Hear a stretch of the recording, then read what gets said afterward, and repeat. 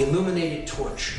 This can be simultaneously a symbol of freedom, a symbol of knowledge and awareness, of enlightenment, and it could also be used as a flame of sacrifice, a flame of those in the know using their knowledge to subvert others and to create sacrifice or immolation in the world. I don't tend to see this symbol as such. I tend to look at this symbol as the flame of knowledge, the flame of the torch of freedom, the torch of liberty, and that's how I tend to look at it.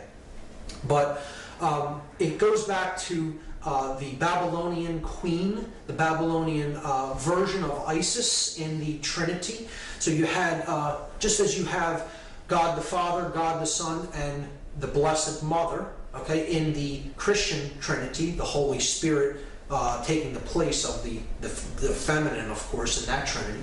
But you have the Egyptian Trinity of Osiris, the Father God, Isis, the Mother, and Horus, the Divine Child. In Babylon, you had this same Trinity. You had Nimrod, the Father, Creator God. You had the Son, which was Tammuz, depicted here, and he's sitting on the lap of the sacred feminine goddess, which was known as Semiramis in this culture. So this is a depiction of her on an ancient coin, holding the cross of the cross of the sun, and a version of the chalice, which could also be seen as a torch. So you have Semiramis depicted here, the rays of the sun reflected from the moon. She is the moon goddess illuminated, the queen of heaven. She's holding the torch of awareness, of liberty, of freedom, of enlightenment. You see it on the back of old American dimes. You see it in Columbia Pictures logo. You see it on Amoco's gas company logo. So in direct relation to the Queen of Heaven is the symbol of the dove. So the dove is how the moon goddess is depicted as being a crescent, a white crescent moon. The white crescent moon, as it makes its trek across the sky, looks like a dove, a white bird. So, you know, you could imagine this piece as the wings as the crescent moon, and it's making its trek across the sky at night. So this is why the dove was associated, the bird, the dove, is associated with the lunar feminine goddess, just like the falcon was associated with the male solar god, Horus. And the word dove in the French language is columbe, C-O-L-U-M-B-E, columbe. This is why we have so many usages of the word of the word Columbia or Columbus in American symbology. The founder of the country is named after the dove. His name was actually Cristobal Colon, and he was a member of a secret society network. Here you see him giving a secret society hand gesture in this painting. But he was renamed Columbus after the goddess Columbia. See, it's the feminine goddess named after the dove, Columbe. We have the District of Columbia, the name of the capital where the male dominator phallic energy, the seat of male dominator power, is rooted in the United States. And look at where it's at. It's named after the sacred feminine, the dove, Columbia, and it is situated between two states. It is situated between Maryland and Virginia. Maryland, named after the goddess of the Christian Trinity, Mary, and the Virgin, Virginia. So right in between the two feminine states named after the goddess, you have the male phallic symbol of power also taking the name of the goddess. This is a symbolic rape, if you ask me. This is placing the phallic symbol directly in a slot between the two sacred feminine states. The male dominator energy of concentrated, centralized power of this country erected right between the two feminine states of Maryland and Virginia. Here we see the goddess depicted on Columbia pictures. You have Columbia Records, Columbia Broadcasting, Columbia University, with decidedly Masonic symbology on the shield of Columbia University, with the three crowns representing the three Blue Lodge degrees, with the square of base consciousness depicted there as well. But we have to understand, again, that the goddess represents the intuitive side of our consciousness. It represents conscience, the ability to know right from wrong. And that is a protector energy. It is also the aspect that gives birth to the male principle, the savior of the world, the enlightened neocortex. Here we see Mary, the sacred feminine, the limbic brain, the queen of heaven. She's giving birth to the immaculate heart of Jesus, the savior of the world. She is standing on top of the serpent here, the reptile. She's conquering the R complex, the limbic brain, where emotion is born, where care is born in us. Okay? When we listen to our intuition and listen to our inborn knowledge of right and wrong, we conquer the reptile aspect of ourself and we give birth to the son of the Godhead. And here you see the dove above her head, and here you see the 12 stars depicting the 12 houses of the zodiac. In this image is even more clear how she is a feminine protector. The Queen of Heaven, illuminated by the rays of the sun, is wearing the dark cloak of the heavens, the dark cloak with the stars embedded in it, because she is the Queen of Heaven. You have the crescent moon, because she's the moon goddess. She's being crowned by the angels as the Queen of Heaven, and she is acting as the protector of innocence, the inner child, conscience, care. And again, she's giving birth to the male savior figure, the neocortex, the divine child, the son, Jesus, and she is holding the serpent at bay. In that case, the sea serpent or the reptile. The limbic brain holds the reptile complex at bay when we make a deep connection with it and we get into our intuitive side and we care. That's where conscience is born from. And that's why this goddess is seen as a protector. She's seen as the watcher of the torch of freedom and liberty, because we have to get in touch with that sacred feminine side of ourselves in order to truly bear conscience and freedom into the world. Here we see in the modern Christian Trinity, the goddess has been removed and replaced with the dove. You have the Father, the Son, and the Holy Spirit represented as the dove, but there is no divine mother. The feminine has been removed and it's been replaced just by the symbol that the sacred feminine goddess was given in the ancient world, the dove, Kalun. Now we're going to see a darker aspect of how the goddess symbology is used when we look at things. I'll do this one since it's lighter first. You have here the moon and the dove, because this is a sacrifice of how we use money, through credit, building up debt. So you have the moon and the dove on the same card for Visa, and it's a symbol of the sacred feminine being used in a depiction of sacrifice of an individual, sacrificing in a monetary sense. Here we see it being used in a very dark form as human sacrifice, because human sacrifice is still very real, very actively practiced in the world. It just isn't the practice of carrying people up a pyramid as how it was done in the past, or sacrificing them upon an altar with an obsidian blade or a dagger of some sort. Now, human sacrifice is carried out with the knowledge of everyone around us, and it is done willingly. People go off to sacrifice others and themselves in the act of war. War is modern day human sacrifice. And here you see the goddess with her wings depicted on a war memorial. You see, this is the goddess herself being sacrificed. A lot of researchers believe that it is them sacrificing people to the goddess. It isn't so much that they're sacrificing to the goddess.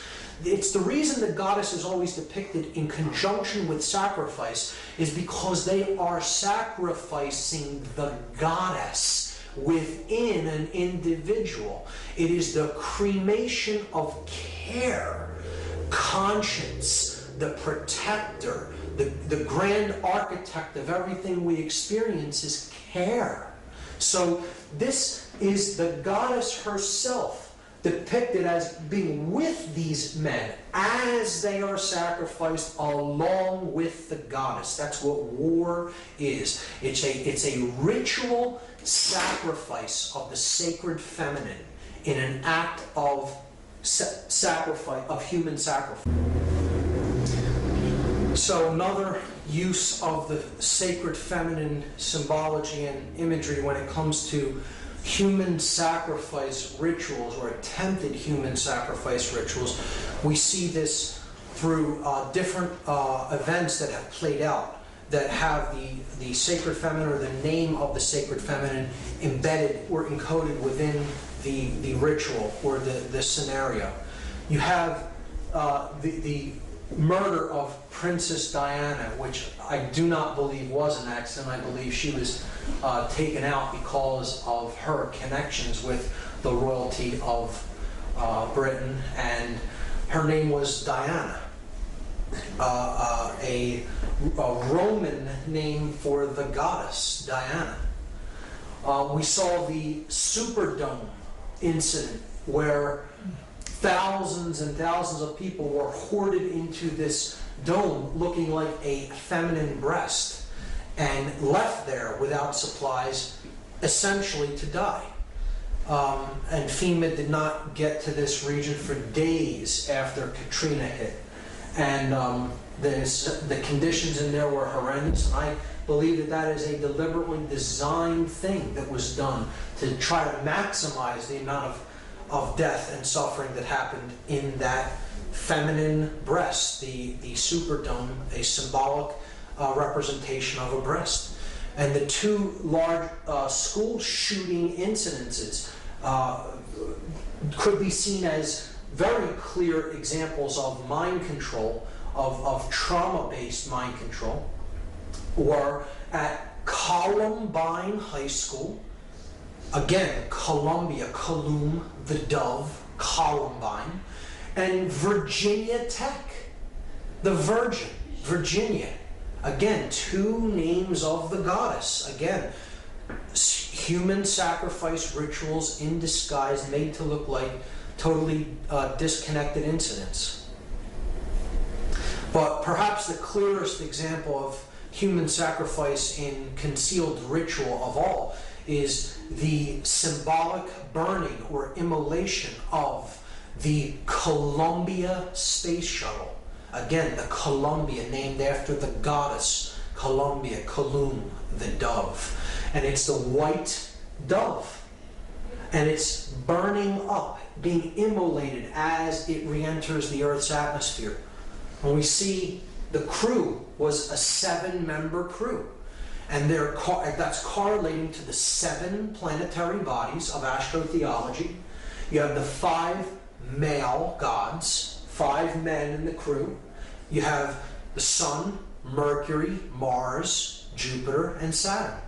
And the 2 feminine heavenly bodies, you have Venus and the Moon.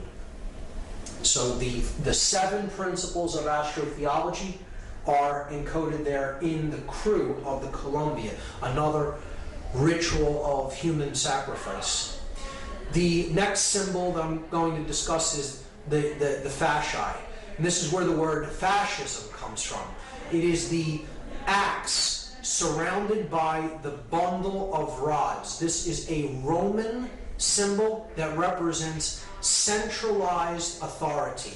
It is the central authority is the axe, and then the satellite regions, the satellite states are the bundles, the rods bundled by the central Roman authority, the fasci. This is where the word fascism comes from.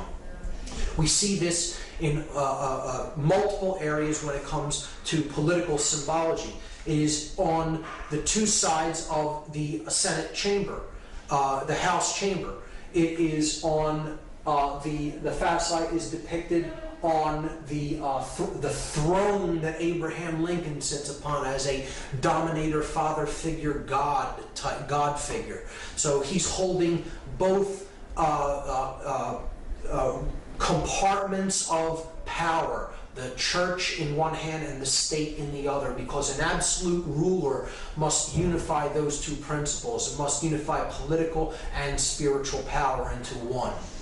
And the regime that really attempted to do that in the modern world was the Third Reich, and here you see the Roman fasci symbol as the symbol of the Third Reich, used on one of their postage stamps.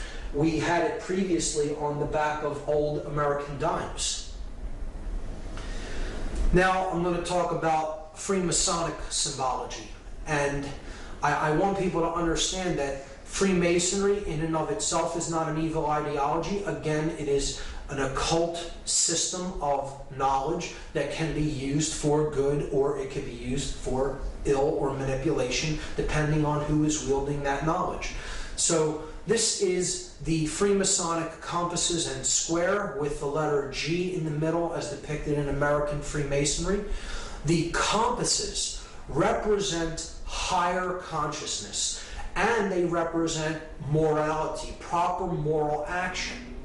The square represents base consciousness, which must be ruled by our compassion and must be ruled by our moral uprightness. The square is base consciousness. It can be seen as the reptile brain. If you look at these three components as the three complexes of the brain, okay, you have the R complex being the square. You have the neocortex with its two hemispheres being the compasses, and you have the midbrain, that which gives birth to the conscience, care, as the G in the middle of the two. It represents the goddess, the grand architect of the universe, which is care. Okay, that's what creates our experience, what we care about. And if we get into touch with conscience, it can give birth to proper moral action. But we can only do that by getting in touch with the grand architect of the universe, the God principle, the sacred within us. And that is how to get off of the square and onto the compass. See, the square traces a shape that is a square with 90-degree angles, not found in nature, rough edges. The circle traces the symbol of perfection in ancient systems of occult knowledge. The circle is perfect, it is unbroken. It is a symbol of divinity. It can never be nailed down with perfection because it is based upon pi, a figure that is a divine principle that can never be calculated with absolute certainty. So the object is to circle the square and have our compassion and our higher consciousness rule over our lower instincts and our animal instincts. And we do that through getting in touch with the care principle, the generative principle, the G, which is the grand architect of the universe, care, conscience.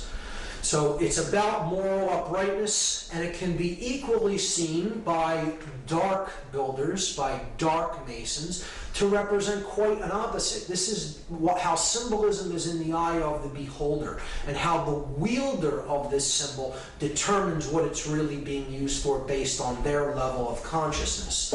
So a dark mason, a rogue mason, a dark builder, so to speak, could see the symbol this way. Man is ignorant. He exists in base consciousness. And I, as one who has perfected myself, have the divine right to rule over the base man, the square, he who is on the square. So it's two different interpretations of the same symbol, one seen in a positive connotation and one seen in a manipulative, negative connotation, depending on the eye of the beholder, of the wielder of the symbol. Here's how this has been used in popular culture. In some of these examples, it's subversive. In some, it could be seen as an uplifting symbol.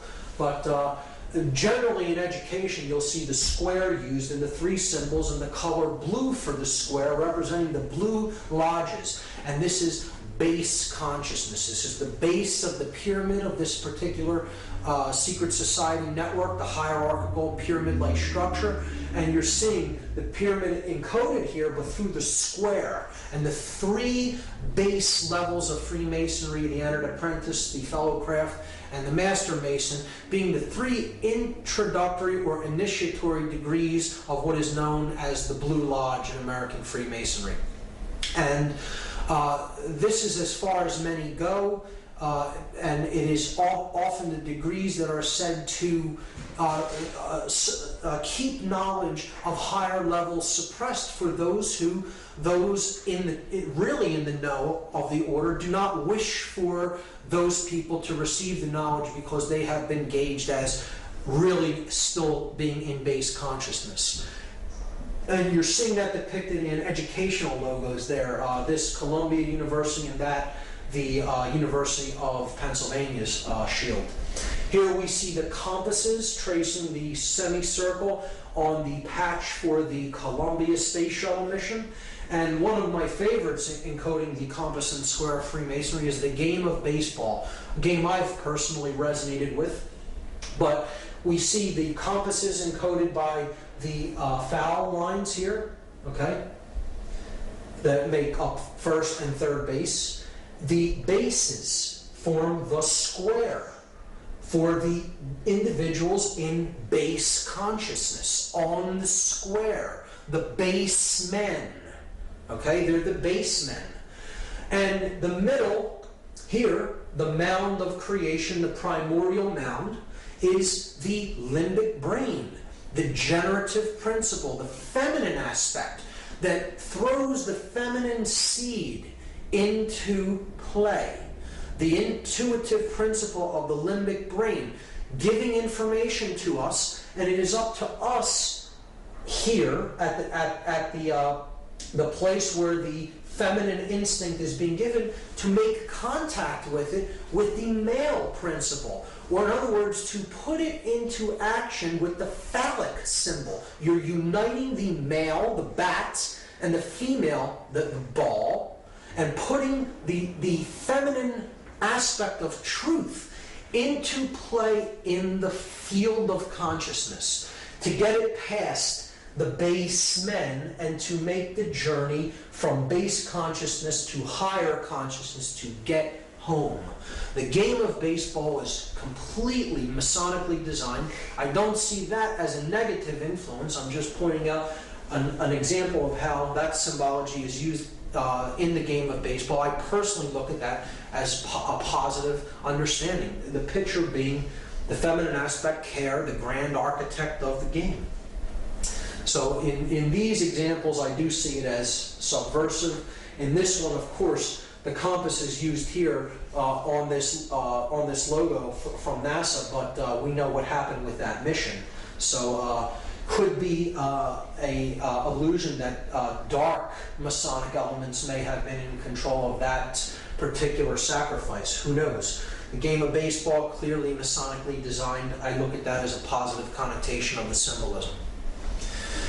In a very negative connotation of the symbolism, we see how the Freemasonic network is used all throughout the United States in control agencies, in agencies of male dominator control, in this example being police. And these examples are certainly Blue Lodge degrees, Blue Lodge orders, lower orders of Masonry, and I would look at the individuals belonging to these groups and other fraternal orders of police as being on the square.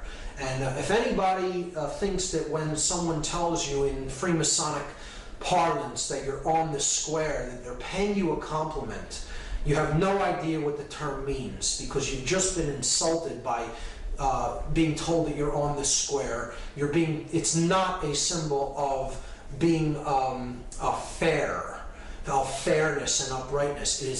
The square in Freemasonry is most certainly a symbol of base consciousness, of not understanding the true self. And when someone is told that they're on the square in Freemasonry, it is essentially an insult. And we see that this network of secret societies is actually at work in these controlling orders of police. And I look at that as a very subversive symbol, because these fraternal orders have more allegiance to the secret oaths than they've sworn than to actually do the job to uphold the Constitution and to protect the public.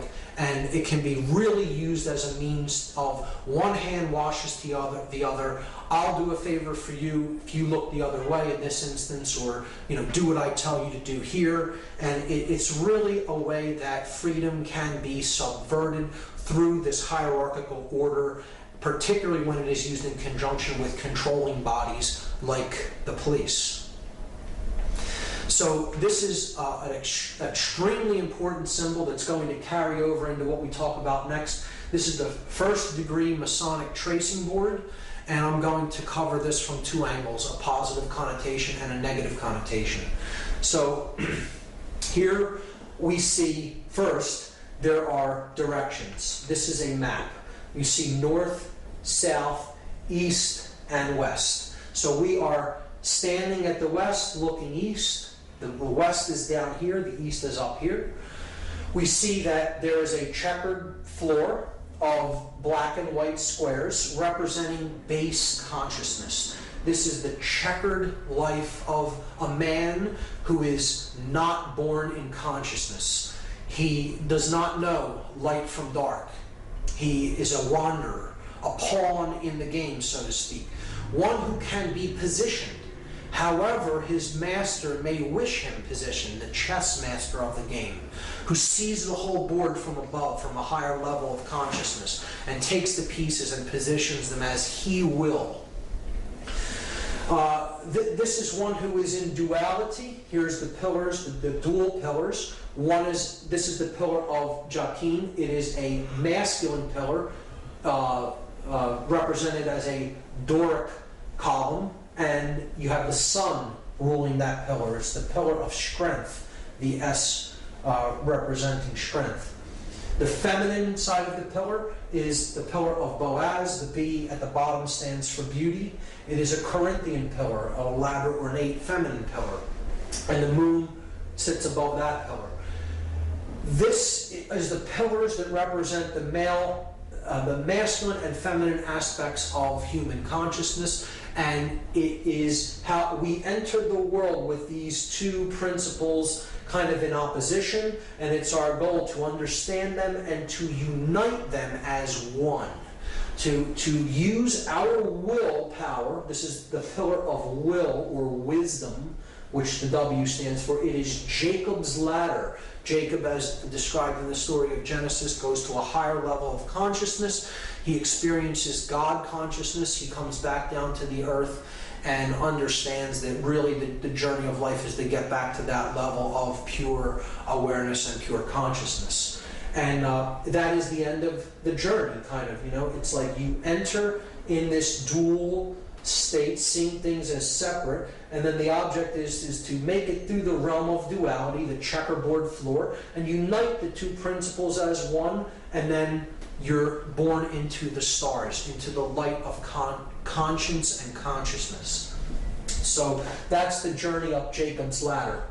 And we see here in the background the stones known as the ashlars, the rough ashlar representing the soul in need of work, and the perfect ashlar representing the state of perfection to which we seek to attain. The initiates are going up the ladder in the 3 basic degrees of Masonry. entered apprentice who is still on the floor, the fellowcraft who is in the middle, who has not received the key, which is tied here to the ladder, but he's at the G where conscience is beginning to be born, the care principle, and the Master Mason who gets the key to unlock the star gate, the sun, so to speak, is bringing himself to a place of balance and understanding and enlightenment. So it's a powerful and positive connotation. It could also be used to represent the left brain and the right brain, the male and female yang and yin energies, and the object is to unify them in the middle to awaken the prefrontal cortex and the pineal gland, to awaken our star gate. Okay, and that's in the direction of the east, the direction of the light. The rising sun is in the east.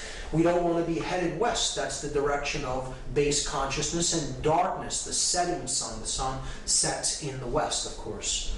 So powerful symbology there, but it unravels even more when we consider this tracing board on its side, as I will show you. Again, here we're seeing the three lights in the heavens, the lights of Freemasonry, the lights of the religions, the sun, the moon, and the all-seeing eye, the stars and planets. Again, we saw the religions of Christianity, Islam, and Judaism representative of these principles, and how they correlate to the three pillars of Freemasonry and global consciousness. Now, looking at the Freemasonic tracing board on its side opens up a whole nother level of what this symbolically represents. So again, we're given directions. Here is the west, here is the east, this is the south, and this is the north. Understanding what we now understand about astrotheology, we can now understand what this whole scene really depicts. It depicts the spiritual journey of man out of the prison vibration that is on the earth, identification with the physical world of matter. This is the earth. It's black and white, the colors of a prisoner, okay? The prison planet, so to speak. And these are the lines of latitude and longitude of the earth. This is the Earth's equator, right here, the middle pillar. This is the Tropic of Cancer. This is the Tropic of Capricorn. In the southern hemisphere, the Tropic of Cancer in the northern hemisphere. Here we see the light of Freemasonry, the sun in the east, away from the earth. And this is the sun at the summer solstice. This is the sun at the winter solstice, when the northern hemisphere is in darkness, depicted as the moon there, or not in enlightenment, right? This is the pillar of mercy, because when the sun is up there, the sun favors the northern hemisphere, shows mercy upon the northern hemisphere. Boaz is considered the pillar of severity, because the sun does not favor the northern hemisphere when it is at the pillar of Boaz, or the Tropic of Capricorn. And this is the equator. This would be balance, or the equinoxes, the all-seeing eye, is the place that opens up when the hemispheres of the brain come into a perfect state of balance. So this is the journey of the initiate, from darkness, starting here on the earth in darkness, and then proceeding in a stepwise fashion to a place of balance. Okay, this is emotion. This is the sacred feminine principle of emotion. You have to care enough to begin the journey. You go higher. You're trying to reach a place of balance between these energies. And then you can get that key right there to unlock the star gate. Okay, to unlock, and that's accomplished through action. The male principle of putting your emotions and your thoughts into action, and that is how you get off of the base consciousness and to the stars. Powerful iconography, powerful symbology being used here if you know how to read it. Now, In a negative connotation, a dark builder, a dark Mason, may want to look at this symbol in a perverted way. So here's a reversal of it. You see, yes, this is base consciousness and this is higher consciousness, but they'll look at this symbol and say, well, the latter is tilted across toward the left, toward the sun only, and away from the feminine pillar, away from the moon.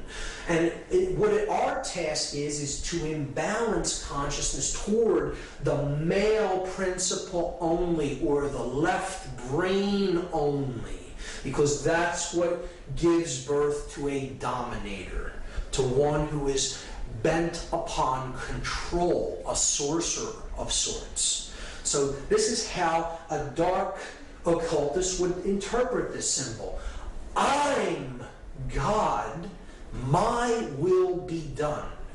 I will use my influence to take those in base consciousness and give them the dark light. Make them think that they're being initiated into something important, but what I'm really doing is imbalancing consciousness to the left brain. And that is what some people are doing with certain individuals who enter Blue Lodge degrees in rogue lodges of Freemasonry. And they're using that knowledge to create more mind-controlled dominators that will listen to them, follow their orders, and they're not really receiving the true light. They're receiving the dark light of male left brain imbalance. That is one way that dark manipulators will see a very powerful, positive, connotative symbol and pervert it and turn it into something completely negative. And here is how that process is used. We see this extremely subversively when it comes to the iconography that is used on police uniforms. Particularly, here's the floor of the house representing base consciousness, the pawn, the checkered man, who cannot understand the difference between light and dark. He doesn't really understand what makes the principles of right and wrong function the way that they do. Conscience isn't born in an individual that simply follows orders. Anyone of true conscience would always ask the question, why, before carrying out any action or order given to them by anyone. And we see this, if we look at the symbol of the Fraternal Order of Police having a Masonic third-degree handshake and the all-seeing eye of Freemasonry there, and the three other corners of the pentagram representing the three blue lodge degrees. We also see here the three pillars, and now they're in their proper orientation with the checkerboard floor in between them, with the dual pillars being here and the one pillar being unified at the top. And in that orientation, we see that it forms an inverted pentagram as opposed to a right side up one, just as it is here in the Victoria Police's logo, clearly an inverted five-pointed star, and it is placed along with the checkered floor right around the Temple of Solomon, and then directly on top of the prefrontal neocortex, the third eye. The inverted pentagram, which we already talked about as an extremely subversive symbol representing destruction of spirit and the burial of spirit into the ground beneath the material world. And here we see the double square, another symbol of base consciousness representing the hypercube, which I'll get into, on the third eye on a English police's headdress. So, and there again, the checkerboard floor of the house wrapped around the Temple of Solomon. The temple, the sun and the moon, the left and the right brain. And that's what the symbol actually represents. The Masonic tracing board represents in Freemasonry the Temple of Solomon, the temple within man. It is a representation of the brain, the temple within man, the Temple of Solomon, the brain complex. So that is how it is used. And here is a 33rd degree Freemason who I do not consider to be a negative or evil person. I think he understood a lot about what Freemasonry was and how it was used and what its true purpose is. But he did talk about some of how the negative aspects of Freemasonry are used. This is Manly P. Hall. He said that Masonry conceals its secrets from all except the adepts and sages of the elect, and uses false explanations and misinterpretations of its symbols to mislead those who deserve to be misled, to conceal the truth which it calls light from them, and to draw it away from them. He's saying that those who are really not in the know, that often would pervert the ideas and the knowledge, are deliberately misled away from this knowledge so as not to let it fall into the wrong hands. I often think that as well, in Freemasonry, it is being done deliberately to try to create people who, those who really are in the knowledge of how consciousness works, can manipulate for their own gain and get them to do what they want, because they're dangling a carrot, so to speak, before them and saying, I have the higher level knowledge if you'll do what I tell you, and then I'll let you have it. When in fact they're just being led like I said, like a donkey with a carrot at the end of the stick. Manly P. Hall said that the blue degrees are but the outer court of the portico of the temple, the porch of the Temple of Solomon, hence the term porch masons. Part of the symbols are displayed to the initiate, but he is intentionally misled by false interpretations. It is not intended that he shall understand them, but it is intended that he shall imagine that he understands them. Their true explication is reserved for the adepts, the princes of Masonry, one of the highest level Freemasons in Masonic tradition, telling you right out in the open what the Blue Lodge degrees are for. And of course, the Fraternal Order of Police is Blue Lodge degrees of Masonry. So that's Masonic symbology and some variants of how it is used. The next, I'm going to talk about talismanic symbology and how it is used on our money. So this will be a very big part of this part of the lecture. This symbol is one of the most important symbols in all symbology. It is the most prominent symbol on our $1 bill. It is one of the most viewed symbols on earth, and very few people understand what it really means. I'm going to break it completely down from top to bottom and go through each element and attempt to explain it as fully and as clearly as possible. This is the symbol of all the mystery traditions. Okay, very simply, it is the symbol of all occultism. Of course, it is Egyptian in its thematic representation, and its symbolic representation. It is Egyptian, and there is a reason for that. We see the elements of the symbol being the words Anuit Coeptus at the top. Then we have a pyramid with its capstone missing. The capstone is cut off, so it is an incomplete pyramid. Atop the pyramid, as a two-dimensional slit in the sky, it could be seen, a two-dimensional opening or a rift in the sky. From behind that we see an eye, and that eye is bathed in light. The pyramid is comprised of 13 courses of brick, the bottom of which has a date inscribed on it in Roman numerals, 9 Roman numerals.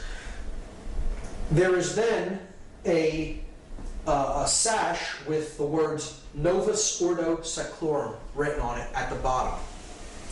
So we have to understand each element. Each element is here not by accident, it is there by design, and the makers of this sigil, because that's what this is. This is a sigil, which is comprised of many symbols. Put nothing on it by accident, and everything has a meaning in this. So let's start to break down the symbols one at a time. Anuit Coeptus is Latin. It means Anuit means to favor or to look favorably upon. Coeptus is an enterprise, an undertaking, or a project, a work in progress, you could say. So Anuit Coeptus means he favors, could mean she favors, it favors, our project. He favors our work. He favors our work in progress. Okay, so he favors our work is a good translation. Novus Ordo Seclorum is often hotly contested as to its meaning. Novus means new, Ordo means order or way, and Seclorum is the debated word. So I go to a Latin dictionary and I look up the word Saeclorum, S-A-E-C-L-O-R-U-M. This is because people will say Seclorum means of the ages. So I'm looking up the word Saeclorum, and that means age, generation, people born at a time, race, present time, or age, century. So if this phrase said the new order of the ages, we should see an A in between that S and E there. It would say Novus Ordo Saeclorum, but it says Seclorum. So clearly that's not the definition. Many people will say that that's what it means. It does not mean of the ages. Okay? The word seclorum is put into a Latin dictionary, and then you see it is a word modification, a truncation. CL is derived from CUL. So an internal CL might be rendered by CUL, thus giving us seculorum. And seculum, seculi, is a noun that means world, universe, secular, temporal, earthly, or worldly affairs, cares, or temptation. So, clearly, I think this can be solved and agreed upon once and for all, so we don't have to hear this incorrect, connotatively incorrect translation, the new order of the ages. This phrase clearly says New World Order. And that's it. That's what it says. Let's lay this to rest once and for all. Okay? So, he favors our work, the New World Order. And you have an eye in the triangle looking out from another dimension of space into our realm. The light is pouring through the scene from that realm, and a pyramid is being built. So, he favors our work, the New World Order. Who favors the work? What is the work? And what is the New World Order? So, clearly, this is the being that favors the work. This project is the work that's being done. Okay, this is the incomplete project. This is the date that the project could be begun or finished, depending on how we look at the seal. So, we have to understand a little bit about Egyptian cosmology and the main solar god, the solar disk, which we looked at as Horus, as Ra. Set is the dark incarnation of it. Really, all of these principles could be encapsulated as one solar god known as Aten, or Aton. Depending on the spelling, it could be spelled A-T-O-N or A-T-E-N. So, Akhenaten of 18th dynasty Egypt was actually named after this. He's a pharaoh of 18th dynasty. He brought in the concept into Egyptian cosmology of a one God that is the overarching ruling aspect of everything, known as the Aten. And he named himself after this god. Akhenaten means the spirit of the Aten, the solar god. So that is the being here, the Aten. Now that could mean a couple of things depending on how we look at this symbol. But let's just let it be seen as it is the solar principle, the solar god, the god of light, the bringer of light. So it could be also seen as the word Lucifer. Lucifer comes from two Latin words, lux, meaning light, and fere, meaning to bear or to bring or to carry. So it is the bringer, the carrier of light. Now, this could mean two different things. We have to understand that Lucifer and the Aten are the same basic principle, the same symbolic principle, and they are essentially, they are a dual god. There is a light aspect of the sun god, the one that brings true light of awareness, and then there is the dark aspect of light. So one can be truly illuminated and really possess the light, really possess the knowledge, and then there is one who can be born into the dark light. Those who have knowledge of how things really work, but the way they're using it is for the ego. Being my will be done because I view myself as God and separate from everyone else, and I am out there to manipulate and rule them. So either way you look at that symbol there, it is the Aten or Lucifer. It doesn't matter whether you're looking at that symbolically as positive or negative, and I will go over both interpretations, both the positive and negative. However, it can in both aspects, this entity could be seen as Aten or Lucifer. Keep that in mind. If you take the compass and square symbol and place the apex at the top of this symbol and the base at the same base level where the pyramid meets the ground, you're going to see a very interesting thing emerge. If we just trace the 5 points of the compasses and squares, the 2 compasses, the 2 edges of the square, and then the middle part that both share, the line of symmetry between them. So we go down the compass edges, and we see that the compass points point to 2 letters, the 2 end letters of this sash. Okay? N and M. N from Novus, M in Seclorum. Then we go up the place where the square is used to measure from, the inside edge of the square.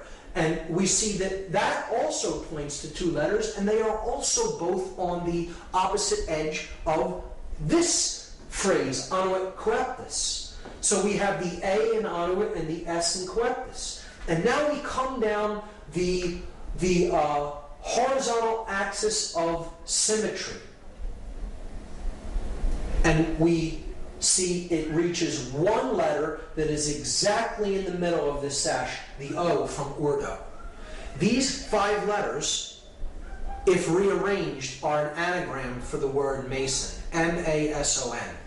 And this is the symbol of all Masonry. It is the symbol of all builders. And who are the builders? We all are the builders. We are all collectively on this planet the co-creators of our collective experience. Whether we are doing that creation unconsciously or consciously creating our experience, we are the builders of this world. And this is what we've built it into, what we currently have right now. So, who are the builders? We are the builders. But there's 2 different types of Masons. See, there are Masons that build with stone. They build the pyramid upward. They're building with stone. If you connect these 5 symbols as they are connotatively used in this seal, they form an inverted, skewed pentagram. And an inverted, skewed pentagram, if you look into dark occultic symbology, is always used as a symbol of pacts. It's a symbol of pacts, of promises made, to be something to be fulfilled, to be delivered upon completion of something else. So again, we saw that these four arms represent the material world, depicted as the upward pointing pyramid, the brick, the physical object, and they are crushing the spirit, the fifth element, into the ground, burying it under the weight of the pyramid.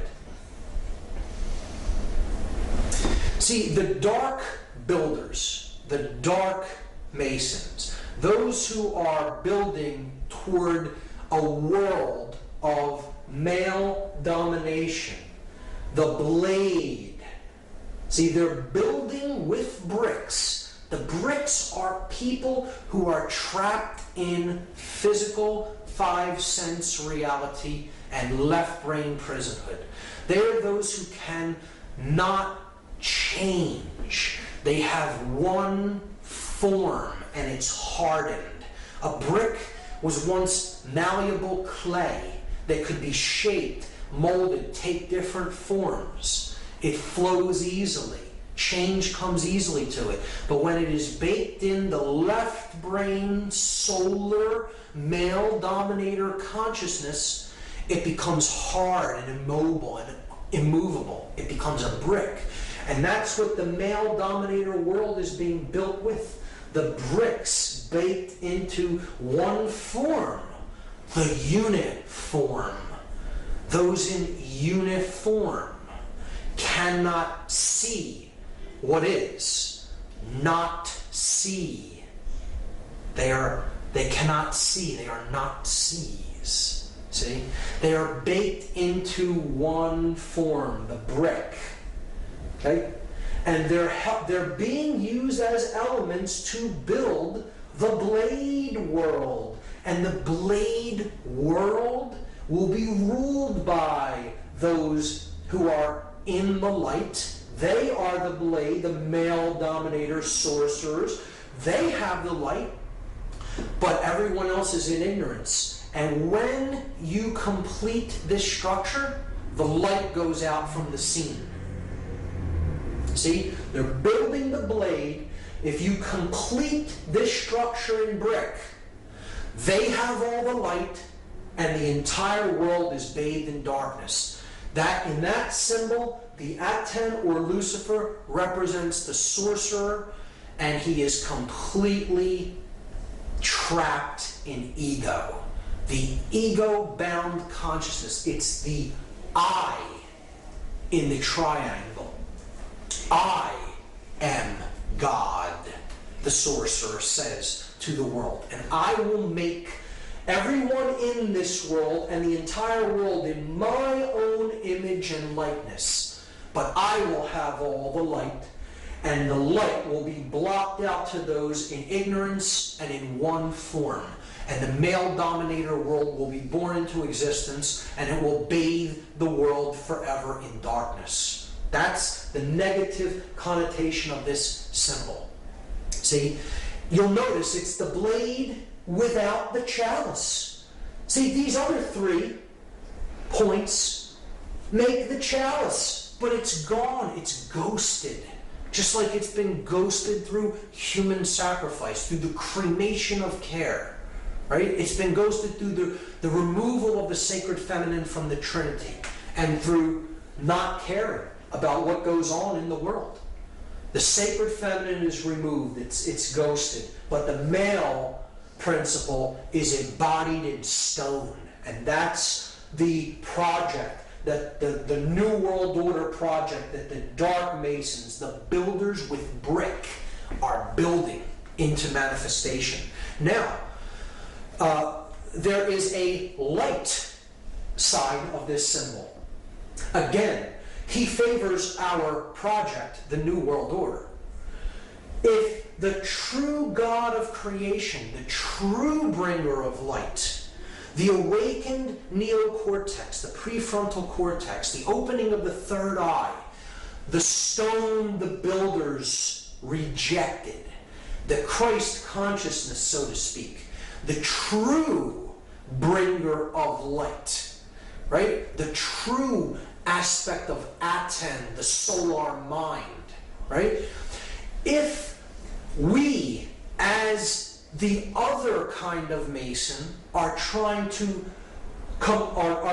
do the work that he favors, the true bringer of light, the true God of creation, and create the positive New World Order. Our job as the builders of this project is to remove the brick from the top down, a little at a time, from those who we can help to work, smaller groups, gradually removing and helping people to change in larger and larger and larger groups. And if that pyramid is razed to the ground, is removed from the scene, there's nothing to block out that light of creation. And it comes down and joins with the earth. So the earth is not bathed in darkness of the male dominator blade world. Instead, it's bathed in light because the bricks are gone. Those who cannot change are gone. They've made the change, the metamorphosis, the transfiguration, the transformation in consciousness. And they've been raised to a higher level of awareness. So that's the opposite, the positive New World Order. Masons often tear stone down. And the light Mason, the light builder, the light worker, wants to tear the stone down so the light comes down and join up with the earth to create the positive New World Order. And in that aspect, this is a powerful, magnificent symbol of the true mystery traditions. The object is to remove that pyramid of male domination and bring the light down to the earth. So we see that this is the symbol of Solomon encoded into it. The male aspect, here's the the yang, light aspect of consciousness, combined with the feminine yin, dark aspect of consciousness to create the seal of Solomon. As above, so below. The Hermetic principle encoded into the seal of Solomon. So depicted there. But it is the body unified with the spirit within the temple of man, the mind, the sun and the moon, the left and the right brain, to create the stone, the philosopher's stone, the opening of the third eye, the pineal gland, known as the stone the builders rejected. Because the dark builders reject that light of awareness and consciousness, and they are trying to block it out by completing that pyramid in stone.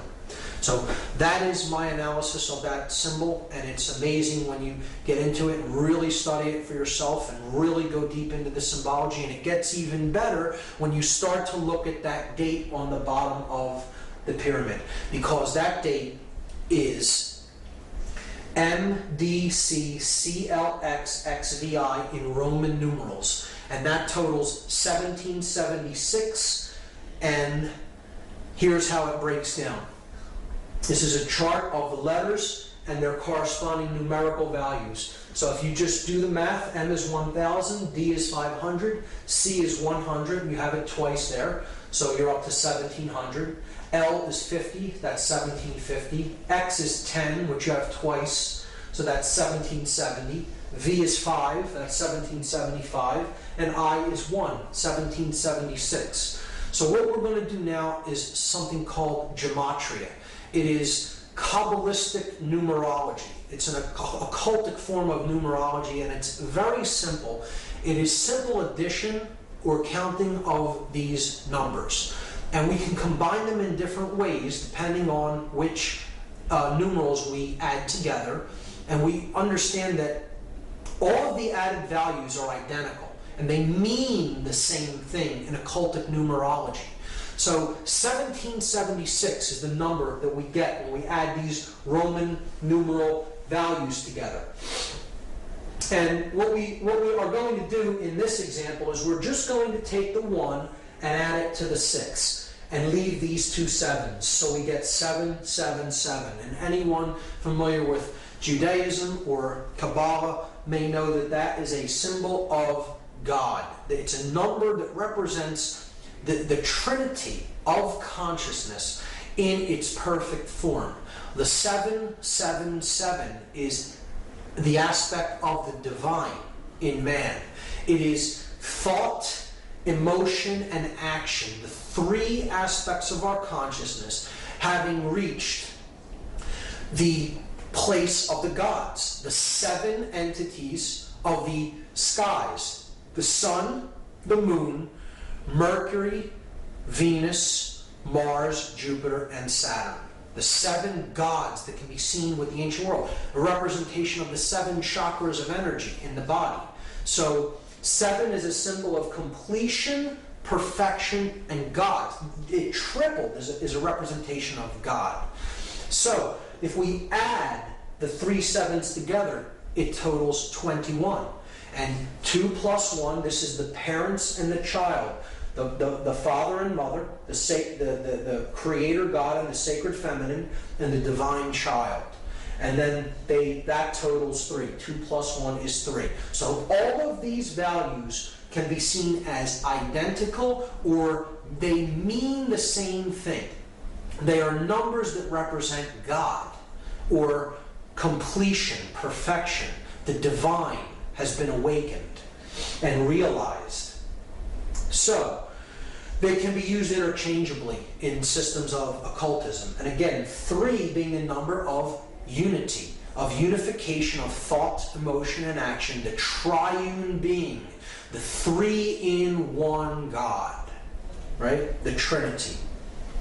So, what I'm going to do in this study of gematria is I'm going to take these letters, because gematria is a combination of geometry and mathematics. Geometry, earth, the measure of things, the measure of the earth, the mother, right? And matria, mathematics, the mother science, after Ma'at from Egypt, the mother goddess. So gematria is a combination of geometry and mathematics. So we have all the elements in place. We have the math aspect is covered by the Roman numerals that represent value or mathematics, and we have the shape that's given by the triangle shape or the pyramid shape. So we're just going to combine the two by taking, we have 9 letters, and we're given a shape that has three vertices. So we're just going to duplicate the shape 3 times, and we're going to place the letters at the vertices of the shape.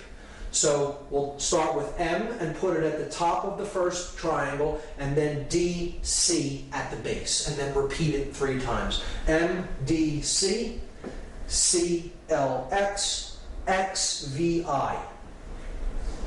And now we're going to substitute the numerical values for the Roman numerals. So we get this.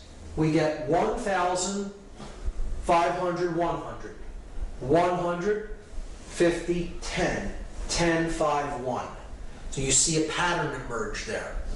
At the top of the pyramid, in every example, we see a clear pattern. 1,110. Now, in mathematics, those are known as powers of 10, or powers of 10. At 10.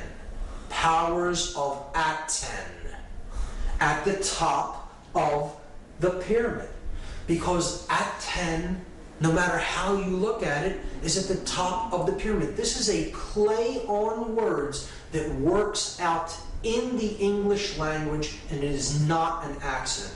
These are perfect numbers of base 10 numerology, base 10 mathematics. And the powers of a 10, the powers of at 10, are indeed at the top of the pyramid. At the bottom of the pyramid, we have 500, 100, 50, 10, 5, and 1. If we add those for each base, we have 600 at the base here and 1,000 at the top. 60 at the base here, 100 at the top. 6 at the base here, and 10 at the top. We can then simply remove all the zeros, because zeros don't add to anything in gematria. so they can be removed. So we see that it simply boils down to this. 1's at the top, 6's at the bottom. And now we can combine them into one pyramid. And you have at the top 1, 1, 1, where the 3 pillars, the 3 aspects of consciousness, thought, emotion, and action, the 3 pillars of Freemasonry. At the bottom, 666, 666, the number of beast or base consciousness. And noticing that 3 correlates to 777, because if you add 777, you get 21. If you add 2 plus 1, you get 3. So 777 and 3 are identical. So you could simply substitute 777 for anything that totals 3, like 1 plus 1 plus 1.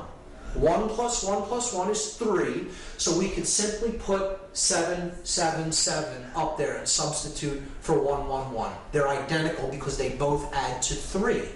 So we have God at the top, the light, the beast or base consciousness of illusion and identification with the physical world at the bottom of the pyramid, captured in stone, in one form that cannot change. Illusion, ego identification. So if now we reduce them again. So we add 7 plus 7 plus 7, we get 21. We add 6 plus 6 plus 6, we get 18. And this is what is meant by counting the number of the beast. That's what we're in the process of doing. It's a prescription for gematria given in the book of Revelation in the Bible. We add 21, and of course, as we saw, that totals 3, the number of God, and 18, 1 plus 8 totals 9, the number of ego and illusion. Why is 9 the number of ego and illusion? Well, here's why. The number 9 has very significant mathematical properties, and they are shown to us in addition to the number 9 and in multiplication of the number 9. So this side of the table is an addition table, this side of the table is a multiplication table. 9 plus 1 is 10. 1 plus 0 reduces to 1. We're simply adding the final result, the digits of the final result together. So look, we're back at where we started adding to 9. 1. So adding the 9 was like adding 0. Okay? 9 plus 2 is 11. 1 plus 1 reduces to 2. It adds to 2. So we're back to 2. So again, adding the 9 was like adding a 0. You do this with any number. 9 plus any number gets you back to the same number once the result is added together, or what is called in gematria reduction. You're reducing a 2-digit or 3-digit or 4-digit value down to one number. You will ultimately come back to the same value that you started with, because to add 9 is to add illusion, or to add ego, or to add base consciousness. And when you add the beast, when you add base consciousness, you can never affect any change in value. You bring no value to the equation. You are adding 0. You are adding nothing. You are adding illusion. Now, the multiplication of 9 is a different result. 9 times 1 is 9. 9 times 2, 18. Add the 1 and the 8, you get 9. 9 times 3, 27. Add 2 plus 7, you get 9. 9 times any number, no matter what it is. You add the resultant digits, you will come back to 9. So what this is saying symbolically is multiplying base consciousness only gets you more base consciousness. You can never create anything new with ego and illusion and base consciousness. So this is why 9 is the number of illusion and base consciousness, and as such, it is synonymous with 666, or the number of the beast. One thing I should mention is that the date 1776 is simultaneously, the year that the Declaration of Independence was signed in the United States, and it is a document declaring human sovereignty, and that our rights come from our Creator, whatever we happen to envisage that Creator or that force as, and not from man. But it also is the date of the birth of the Bavarian Illuminati order, and that happened on May 1st, 1776, which is a Luciferian dark occultic Sabbath known as Walpurgisnacht. May 1st, May Day of 1776 is when the official Bavarian Illuminati, the Order of the Illuminated, came into being. So there's a dualism even inherent in that date. You can look at the Dark New World Order building upward from 1776 in earnest, from the time when this dark occultic order came into manifestation, and the object of the light New World Order to bring the light down by removing the bricks and getting back to the understanding of personal sovereignty as encoded in the Declaration of Independence. When we look at it, we see that these two numbers, 777 representing God or completion or perfection, and 666 representing illusion or base consciousness, they total 9 and 3, and that brings us to the occultic number 93. To go from the illusion to the real, to go from the illusion to the true source of power, to go from base consciousness to divine consciousness or compassion. And that is the process of going from the 9 to the 3, because the 9 drops away, it's illusion. 9 plus 3 is 12. 1 plus 2 goes back to 3. So the 9 falls away, being illusion. To go from the 9 to the 3, and this is a number that represents willpower. We make this journey by an act of personal will, and it is an act of love. Love and will, we will see later, are identical forces. Keep the number 93 in mind. The next way that symbolism is used subversively is in architecture. So this is the pyramid outside of the Louvre, the art museum in Paris, and it is a symbol of a pyramid, upward pointing, male pyramid, and it is comprised of exactly 666 panes of glass. So again, the base consciousness is encoded into the shape, and you see that the pyramid forms slightly off of a right angle, almost an exact right angle at the top, at its apex. Here we see the Arc de Triomphe in Paris, and we see from overhead, this arc is a solar symbol. You could see this as a point of male energy, these 12 streets being the 12 houses of the zodiac, all converging on the Arc de Triomphe with the rays of the sun around it. Could look at this as the unification of the two pillars, the arch, the point in the middle where the two become one, and they join together the male and the female principles. We see the masculine principle encoded in the Eiffel Tower. It is in 3 levels, just like the 3 degrees of masonry. You have the entered apprentice, the fellow craft, and the master mason, the 3 levels of the Eiffel Tower. It is illuminated at light, and it is a phallic symbol. The illuminated pyramid at the Louvre. At the base of the Louvre, underneath, if you go underneath this pyramid, the Hermetic principle is encoded by a downward pointing pyramid over top of an upward pointing one, where spirit and matter joining together, as above, so below. Here we see St. Peter's Square, the Vatican, and we see the sun god, the cross of the zodiac and the great cross of the galaxy at St. Peter's Square. And we have the phallic symbol of Osiris, the obelisk in the middle. Osiris being a sun god in Egyptian cosmology. The pentagram in the pentagon being the central part of a inverted pentagram encoded into Washington, D.C., the heart of the inverted pentagram. The Pentagon being the center of defense intelligence for the United States, where war is planned, human sacrifice. We see from overhead in Washington, D.C., this right here is the White House. And then north of the White House, we see an inverted, skewed pentagram with one broken arm.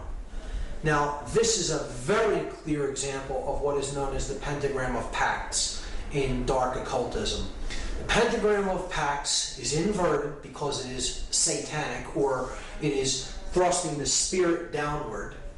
It is often skewed, representing that which is really out of alignment or proportion. So it is usually skewed in one form or another, either stretched or squashed. In this case, it is kind of squashed downward. And we also have a broken arm. And a broken arm in a pentagram represents a pact that has not yet been fully completed or fulfilled. So that which is promised has not yet been delivered because a work is still in progress. And I think we can understand the meaning of that broken arm by understanding what the pentagram of Pax represents. So it is not that they simply weren't able to complete that in some way. It is intentionally left broken. And this is one of the arguments against it actually being an occult symbol. Well, if there was occult leaders that made it, could they not have completed the last arm? They did not want to complete the last arm. It is intentionally made to be a pentagram of Pax, and that arm is left broken for a very specific occult reason.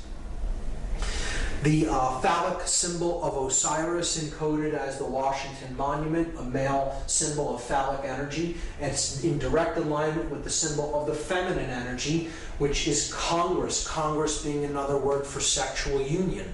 Congress. And the Congress building is the feminine principle. It's the dome of the feminine breast with the goddess statue of Columbia, or freedom, atop the dome, representing the feminine energy, and it is reflected in the water. The water being the principle of the moon goddess, the goddess of the water. The moon's light is reflected in the waters at night. So this also encodes in this reflecting pool the Hermetic principle, as above, so below, as goes on in consciousness in the earth is reflected from the heavens, reflected in the external experience that we have. Other sexual symbols or phallic symbols seen in the layout of Washington, D.C. Here we have the Washington Monument. Here we have the Lincoln Memorial, which is a temple to the king.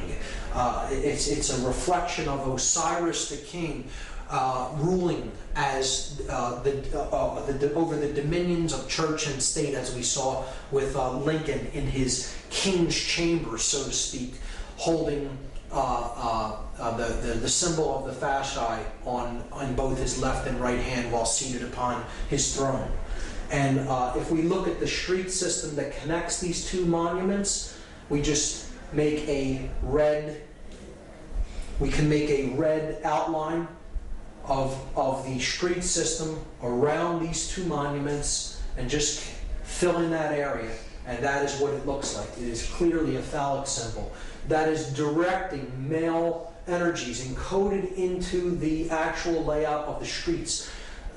People who believe in this system of geomancy, or tapping the energy of the earth through the types of lines that you place upon the earth, believe that this is directing male and female energies in certain ways and in certain proportions. So you have the feminine egg here next to the male phallus. This is called the ellipse on the south side of the White House. Again, Lincoln holding the fasci, the symbol of the fasces is the symbol of Roman centralized authority encoded in the central axe around which is the bundle of rods or staffs. Now, east of that Washington Monument phallic symbol, we have a 13-level pyramid. Again, 13 on the back of the dollar bill, a solar number, the sun and the 12 houses of the zodiac, with the 14th level being the unification of the earth, air, water, and fire, culminating at the 14th level of the pyramid. 1 plus 4 is 5. So you have the earth, air, water, fire, and spirit unified at the top level of the pyramid. So here we have a 13-level pyramid with the capstone missing, and around the streets, this is the Congress building, the Capitol building, around the streets, the path that creates the streets, going all the way around the Capitol building, forms an image of an owl that sits atop this 13-level pyramid with the capstone cut off in the street system of Washington, D.C. If we trace the pyramid and then we trace 2 streets that shoot off from near the top of the pyramid, we see that there is a Freemasonic compass and square encoded into the layout of the streets as well. I'll take that off and do it one more time for you to see where those streets are. Here's a close-up of it. There's the owl. I'm removing it and then putting it back so you can clearly see the layout. This image was taken from Google Earth. And the owl, again, is that Babylonian deity that the Ammonites worshipped. They often worshipped it as Molech, and here it surrounds the sacred feminine. Again, it's the same principle as codified in the cremation of care ritual. The sacred feminine of conscience, of care, is being sacrificed to the Babylonian owl/bull god, Molech. It's in the belly of the beast. And overhead, above this complex here, where the owl is and the Capitol layout, we see the seal of Solomon encoded into the street plan, representing the feminine aspect that ends at the Capitol building, the feminine, okay, and then the male aspect ends at this place right here, which is known as Lincoln Park. And Lincoln Park is a resonator for Lincoln, who sits in the King's Chamber, the male principle. So you have the Queen or the Goddesses building, and then you have Lincoln Park here, which is a representation of the male energy, and it's a symbolic correlation to Lincoln's name, who sits in the King's Chamber at the Lincoln Memorial. This is the entire occult layout of Washington, D.C., and there's even more in this layout, which I don't have time to go into, but studying the occultic orientations of the layouts of the street systems of many cities is very interesting, and there's all kinds of symbology encoded into it. It could be a presentation in and of itself. The last symbol that I'm going to talk about in this symbology section is the hypercube. And this is one of the deepest symbols of all occultism, which very few people really delve into and get into the meaning of. The hypercube represents 4-dimensional space and time.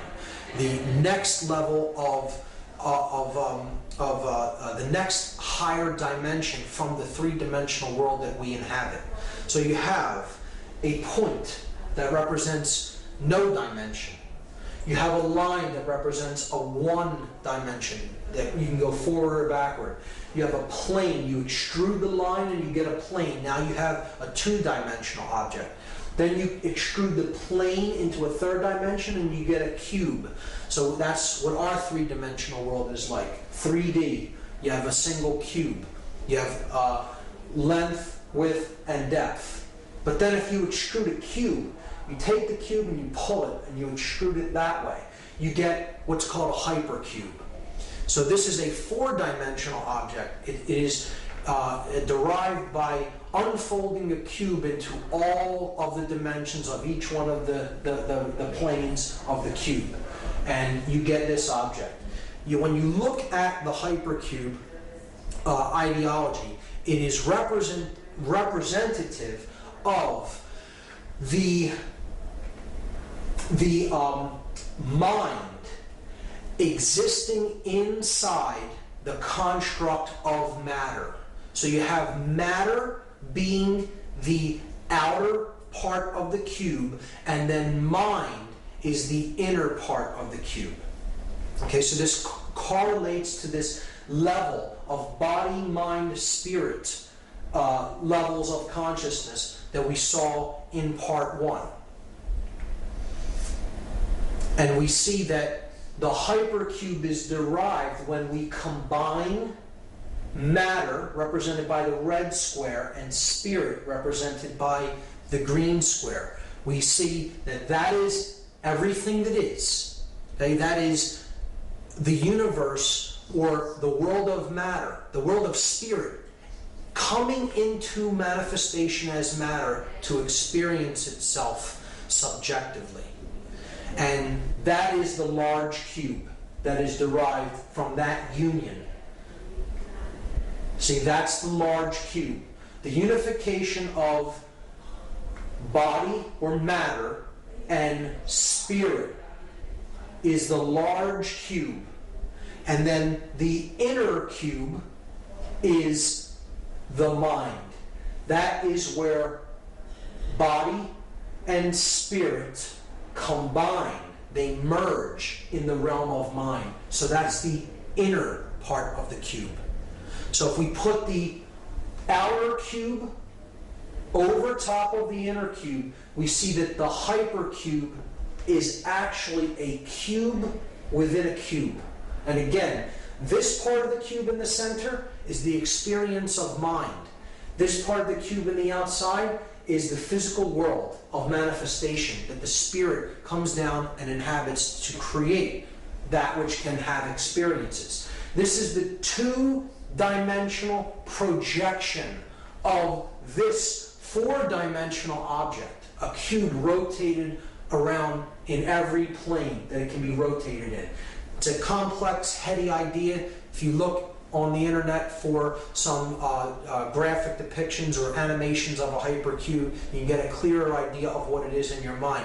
But the idea is that to look at the cube in a dark way, the hypercube in a dark way, means that you are seeing the physical world as a prison. And that's the large box. The big box on the outside is the physical world that imprisons spirit. See, this is a negative worldview that says all the physical world is really a prison.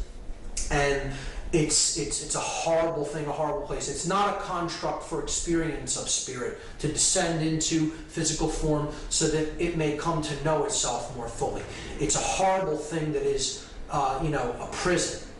And that's the way that a dark occultist looks at the dark hypercube and the hypercube symbology. The inside of the cube is the mind that is held captive within the body. So you have the prison of mind being held in the larger prison of the physical world of matter. And this is its two-dimensional projection, which looks like an octagon. So this is a symbol of mind control. The octagon is a symbol of base consciousness. It is the symbol of the controlled mind, the small cube, being held in the large cube, the prison of matter. So it's a dark worldview concept that represents the double prison. The prison of mind held in the cage of matter. And what do we see the hypercube or the octagon used to represent? We see it as a male dominator sport that involves the potential of destroying the brain. extremely violent male dominator sports, cage fighting, where the brain isn't respected. Go into a cage and smash your opponent into unconsciousness and do all kinds of damage to the brain. The octagonal hat, the 8-cornered hat that law enforcement officers wear.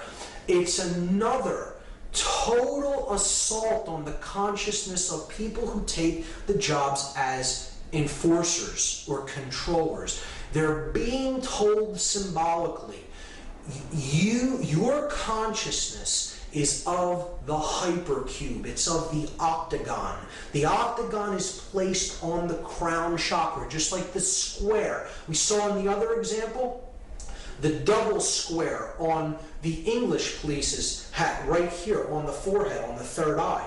Again, the double square is representative of the octagon, the two squares being combined in an 8-sided shape. If you complete the corners, you get the octagon if you connect the corners. But the 8-cornered hat is the octagon being worn on top of the crown chakra as another occultic insult, an insult in symbolism to the mind-controlled controllers, the controllers who they themselves are under deep forms of mind control to do a job that is a deeper suppression of their spirit and others. Because the hypercube is seen in one more place, and it is ubiquitous. It is everywhere. It is on every metropolitan street corner, the stop sign. Encoded in red, and it has the word stop written on it, and this is saying to the consciousness, stop. Stop the journey. Stop your movement. Stop the progression of spirit. Just stop and stay in the double prison. Stay in the hypercube. The prison of mind encoded and captured in the prison of matter. The hypercube is one of the more difficult symbols to really grasp the deep connotative understanding of the symbolism of it, but once you understand it, you will see it in many places, and it is definitely used as a subversive symbol in most instances, particularly in cage fighting, in the uniform and emblems of controllers, particularly the 8-cornered hat of police, and most ubiquitously in the stop sign that we see all over Western culture. This brings us finally to the last part of the methods of manipulation, and the last one is the biggest of them all, chaos sorcery. What has been known as the Hegelian dialectic, or problem, reaction, solution. And we're going to talk about what the Hegelian dialectic is, and we're going to see an example of how this is put into action when we analyze the 9/11 occult ritual. The Hegelian dialectic is what chaos sorcery really is, and this is an ideology that was formulated by George Hegel, a German philosopher. The Hegelian dialectic is a framework for guiding our thoughts and actions into conflicts that lead to a predetermined solution. So the solution is already predetermined before anything happens. The people who are putting this into effect want a certain outcome. This is outcome-based framework, an outcome-based framework. It's saying this must occur. This is the end result that we want, and anything else is undesirable and we will not settle for. It's going to happen this way. We just have to convince people that it has to end up happening this way. So what you do is you guide thought and action into decision making that ends up how you wanted it to begin with. This is accomplished by manipulating consciousness into a circular pattern of thought and action. So again, it's a manipulation of consciousness. It's ultimately about mind control. The synthetic solution to these conflicts cannot be introduced unless those being manipulated take a side that will advance the predetermined agenda. The agenda is already predetermined. We just need to create a synthetic conflict to make this come into manifestation the way we have it originally planned and designed. So, this is Hegel's dialectic, and it is not so much that Hegel is an evil person in his own right. This is another perversion. How chaos sorcery is used as an example of the Hegelian dialectic is it's a modified version of this dialectic for a dark purpose, for manipulation. The researcher David Icke has called this problem, reaction, solution. And it's a great term for it because it describes it perfectly. You create the problem to get a reaction, and then you offer the solution. The solution was already predetermined. But I like to call it chaos, confusion, opportunity, because I think it more accurately describes what the process that's taking place is really about. You want to create chaos. You need a chaotic situation created, because the reaction that you're looking for is confusion, not knowing what to do or how to act appropriately to the situation. Once confusion enters the mix, you have fear-based consciousness. So the person is willing to accept all kinds of limitations and control to go back to order. And therefore, that's your opportunity to bring in your predetermined solution and get them to go along with what you originally wanted. David Rockefeller described the Hegelian dialectic perfectly. He said, "We are on the verge of global transformation. All we need is the right major crisis, and the nations will accept the new world order." And it's not the light one that he's talking about. This was the major crisis that they introduced. The events of 9/11, 2001 was an example of the modified Hegelian dialectic. It was an example of chaos sorcery. It was an occultic ritual of human sacrifice that involved three major examples of occultic symbology and ideology in the work to create the synthesis that they were looking for. And those three occult schools or occult ideologies that were employed on that day, the symbolism of which was employed on that day, was Kabbalah, Tarot, and Freemasonry.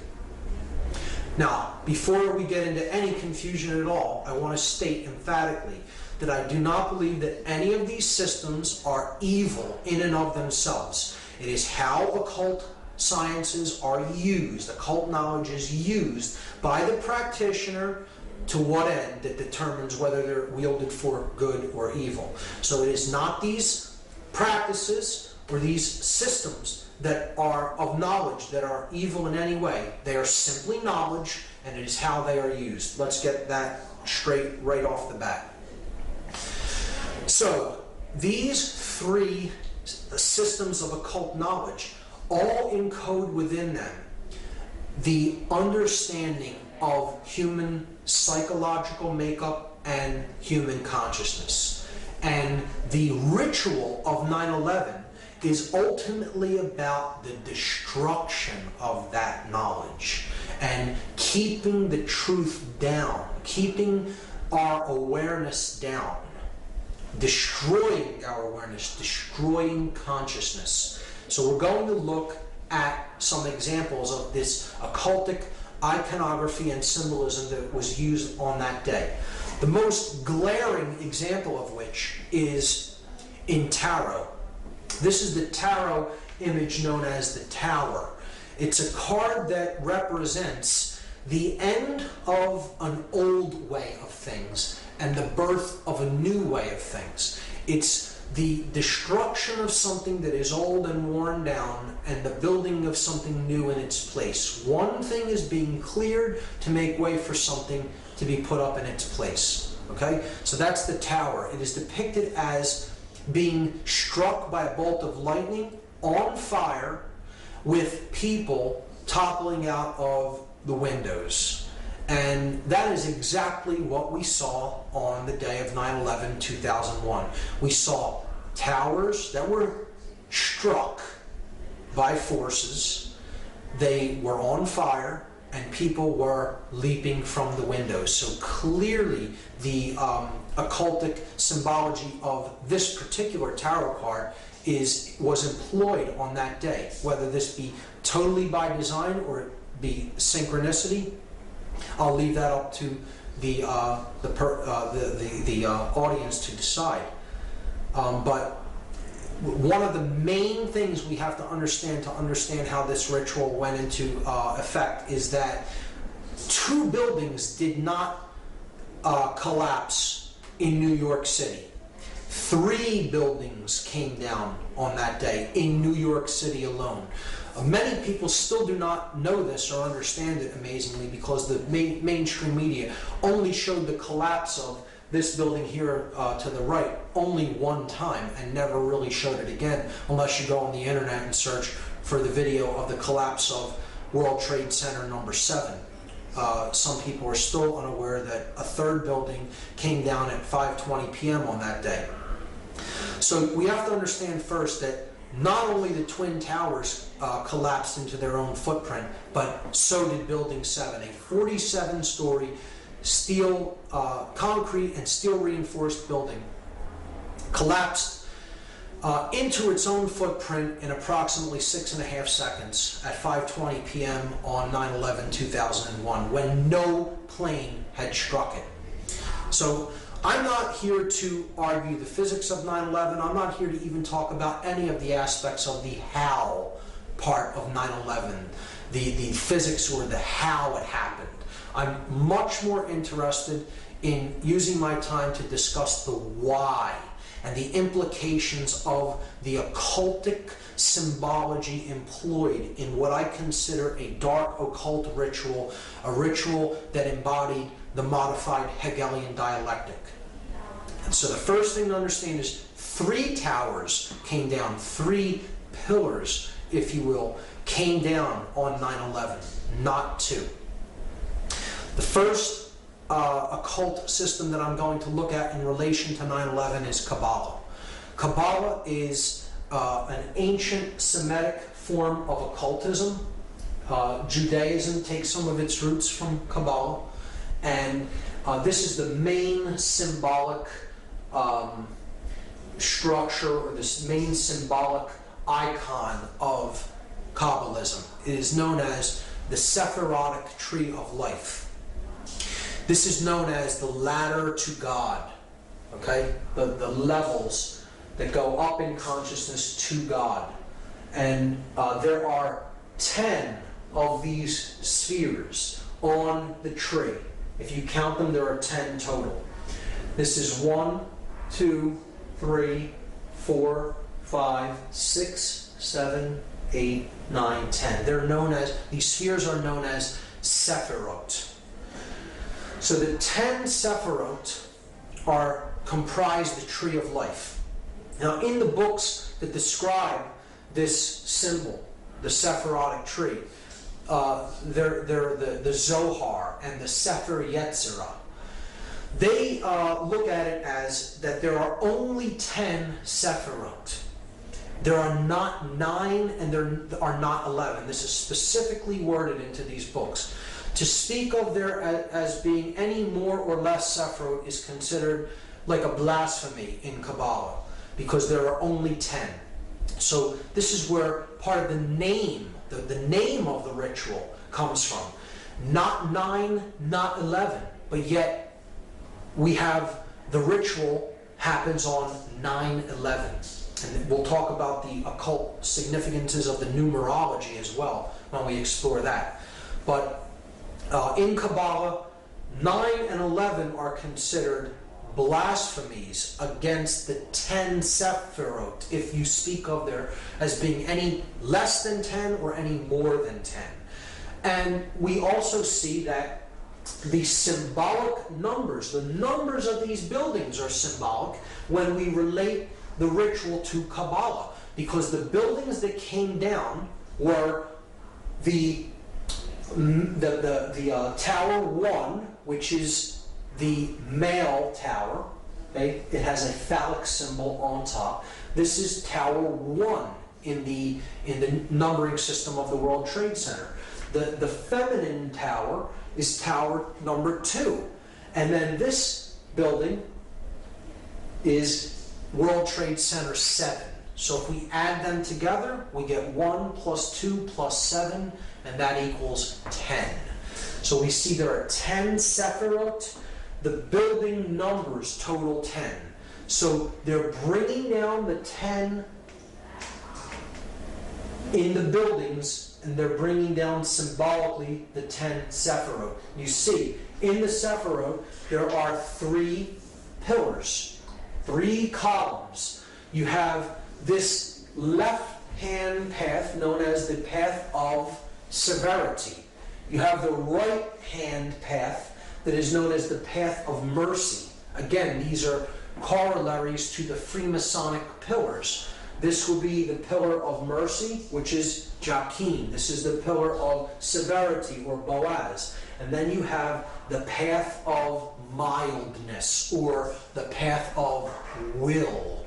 Will to ascend in consciousness. This sphere representing base consciousness, and this sphere representing cosmic consciousness. Without going into very deep explanations of what each Sephirot represents, just understand that this middle pillar is the synthesis between these two. This represents too much male aspect or control. This could be too much capitulation to control. You can look at it that way, with this path being severity, this path being mercy. You could look at it as this path is not being a controller and also not being a slave. It is not being a dominator nor capitulating to domination. Therefore, the middle way, as it is called in Buddhism, the unification of male and female, the chemical wedding. It is the ascension from base consciousness through connection with conscience, the heart chakra, and attaining cosmic consciousness or higher level awareness, represented as the crown Sephirot. See, if you collapse these in, right? If you were to take these 3 levels and collapse them in right into the middle pillar to bring these dual aspect Sephirot into one, you would see that this really represents the chakra system. The 7 chakras. You would have the base chakra, the sacrum chakra. These 2 comprise the solar plexus chakra, the heart chakra. These 2 comprise the throat chakra. These 2 comprise the third eye chakra, and that comprises the crown chakra. So there's the 7 chakras. All right? And we see that would be on the middle pillar, and it would contain 7 chakras. And again, the middle pillar here is building 7. All correlates perfectly. Here are the chakras, representing the 7 planets. Up the middle pillar, the spinal column, the raising of the Kundalini energy up the spine and to the top of the head. From down here, the farthest out from the sun, until we get up to the solar mind. And the earth being the heart chakra of the system. The earth and moon right in the middle. It would be the 4th of the 7 chakras. And that's what's ultimately being brought down. The consciousness is being destroyed and leveled by the leveling of these towers. Okay, so that's Kabbalah. That's the Kabbalistic aspect of the destruction of the World Trade Center buildings, the 3 pillars of the World Trade Center. The second occultic tradition, Tarot, we see again the columns of Jachin and Boaz. Now, see, they're reversed in this example. They're the same way that they are in the Kabbalistic Sephirotic tree of life. But This is the male pillar, the light pillar, the pillar of mercy. This is the male pillar, because you're looking at the entrance of the temple. See, in the Freemasonic tracing board that we discussed, the light pillar is on this side because you're on the outside of the temple walking in. In this example, you're inside the temple looking toward the outside, and the goddess is seated in the temple, and she's veiled from the outside. So if you were to picture yourself walking in from behind her, right, and she's veiled, the Joachim pillar would be to your left. And that is the male pillar, and here we see the male pillar with the phallic symbol. The feminine pillar, see, it's on her right side. This one's on her left side. So you have the feminine pillar, which would represent Boaz. The masculine pillar here would represent Joachim. The middle pillar represents the goddess. Again, it's a sacrifice of the goddess. Once again, we see it happening. Here we see she's the moon goddess. She has the cross on her chest, the cross of the sun, you know, that she carries within, that she gives birth to. Here we see that the Sephirotic tree is behind her, because Tarot, Kabbalah, and Freemasonry are aspects of occultism that must be studied in conjunction with each other to fully understand them.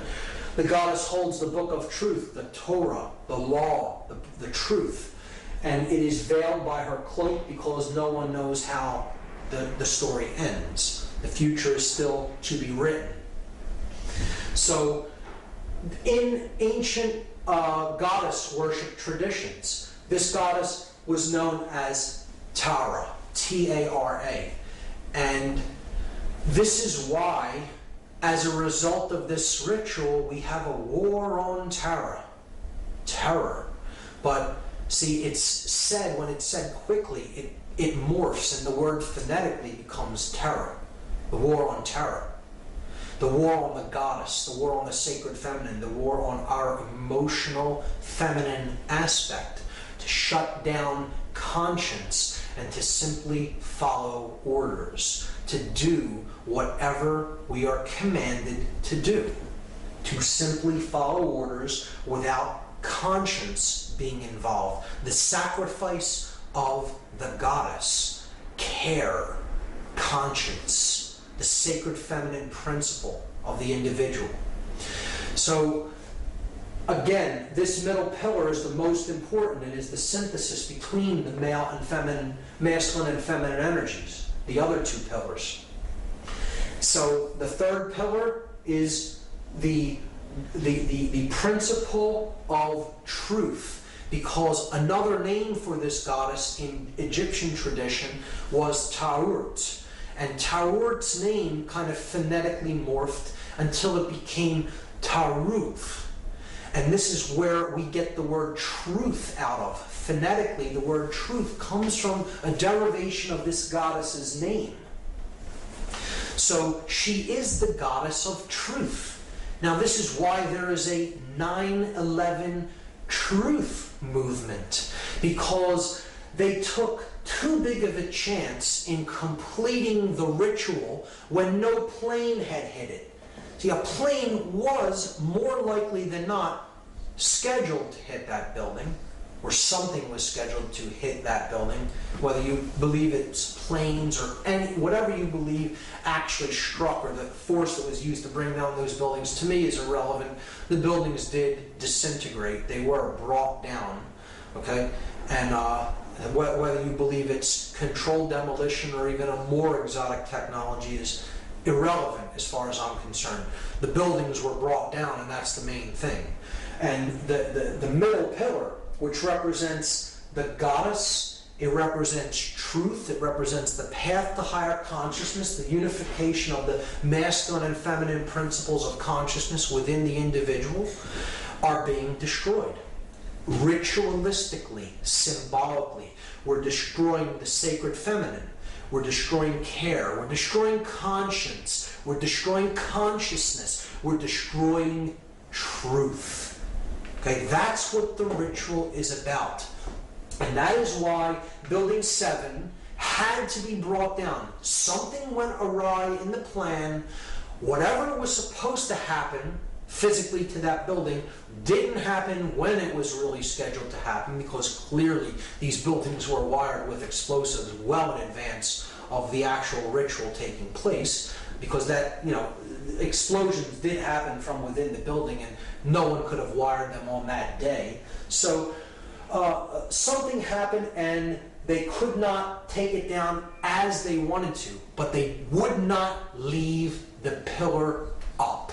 Because if they left it there, it would symbolically represent that the will still stands. The will to ascend in consciousness. It would symbolically represent that the truth still stands. That the goddess still stands.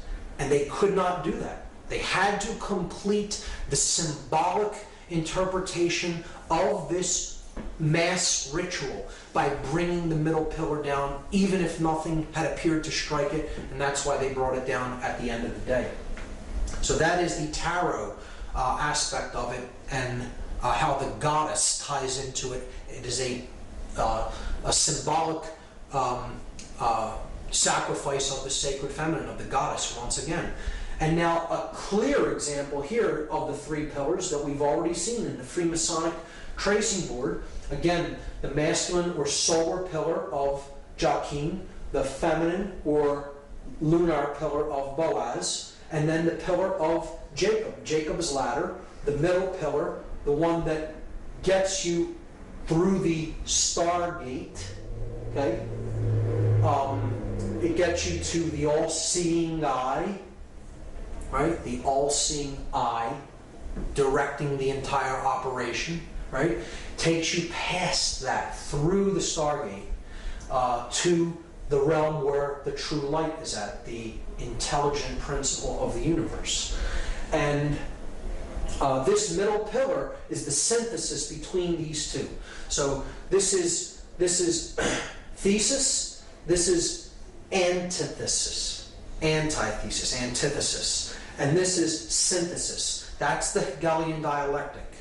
You are combining thesis with its antithesis to create the synthesis that you are looking for. And that is the ladder to higher consciousness, to higher ground, so to speak, from which you can see the entire game board. You can see the whole floor of the house, as they call it in Freemasonry. You're seeing it from a higher level perspective, and from that, a controller can play two sides off against each other. See, the one who achieves this level, the highest ground, the third pillar, the middle pillar, really sees things that one in base consciousness from the lower perspective, the dual perspective, cannot see things from. So they can be easily played off like a puppet master playing off two puppets on strings against each other. So that's how the Hegelian dialectic works, and that's exactly how they used this event. They're playing off two sides against each other, the Christian nations against the Muslim nations, when in fact, those who want the synthesis created the whole thing. They orchestrated the entire thing. And they got their synthesis, rushing off into wars with countries that really did not have anything to do with the events of that day, because it was a highly orchestrated occultic event controlled by the hidden sorcerers from behind the scenes, and this entire operation was directed from that all-seeing eye, the Pentagon. So bringing down the middle pillar at the end here could represent, well, once a puppet master climbs up to a higher level to control two sides against each other, he has to destroy his ladder so no one can come up to reach him where he's at to discover that he's the one pulling the strings. See, in that symbolic context, that's why they destroy the middle pillar there. So in any context, it works. To understand also in Freemasonry, Hiram Abiff is a representation of truth or conscience, right? He is the middle pillar here. He is the grand architect of Solomon's temple, the greater architect. Hiram, king of Tyre, being the lesser architect, representing the square. Hiram-Abiff represents this G in the middle, the grand architect. He is the grand architect for Solomon, who represents the compass on the Masonic compass and square. So he is also a manifestation of the truth that is the synthesis between the male and female aspects. See, and he's wearing a blindfold. Truth is blind. And again, it could symbolize an initiate who is initially blind, you know, and then he gradually becomes the all-seeing guy through his ascent to the higher level of awareness. He begins on the floor of the house, blind to the light. He ends up at the all-seeing eye. Again, a symbolic understanding of consciousness as a journey from darkness into light. And this, again, is a representation of these pillars are a representation of the Temple of Solomon. And the original Temple of Solomon is the Giza complex. These pyramids are the mystery tradition's embodiment of the temple in man. That's what they were representing then. And the buildings in New York City are a rebuilding of this symbolic temple in New York City. Just like they were built in Giza, like the Temple of Solomon was built in Jerusalem, and then it was razed to the ground, and another version was built. It was rebuilt in New York City symbolically, and then it was destroyed again. And now they're planning on building another Temple of Solomon on the ground where the World Trade Center was destroyed. But they're doing it in a very different way this time, which we'll understand when we get to that slide. But see, Hiram-Abiff, the ritual of becoming a Master Mason is about Hiram-Abiff's ritual murder. And he says that he refuses to give the secrets of Freemasonry. He refuses to give the secret word of the Master Mason. He says, I will not give it to these ruffians who are accosting me. You know, they want to know the word without doing the work. So he is ultimately slain by these ruffians for not giving the word, but he only tells them that you'll know the word of the Master Mason when the temple is rebuilt. This is a symbol that the temple in man, the brain, is ultimately in a state of total disrepair. It's been destroyed through manipulation and control and taking people's consciousness down to lower and lower levels, and just completely being conditioned and accepting falsities as truths and refusing to accept truths as what is. So Hiram-Abiff, as a representative and a servant of truth, refuses to capitulate to domination or become a dominator, and he is slain ritualistically for it. This is a representation of the aspect of consciousness that is base consciousness being slain, and it being reborn through a connection to conscience as the widow's son. See, the widow's son is who Hiram-Abiff is. And this is the son, again, of the limbic brain, the mother aspect, the feminine aspect, who does not have a male counterpart because the reptile complex, the base brain, has been put into check by our intuitive side and our conscience. So then the male child of proper moral action, the unified neocortex, is born of the widow, the mother without the father or the virgin birth. It's the Christ story retold in a different way. The widow's son is born.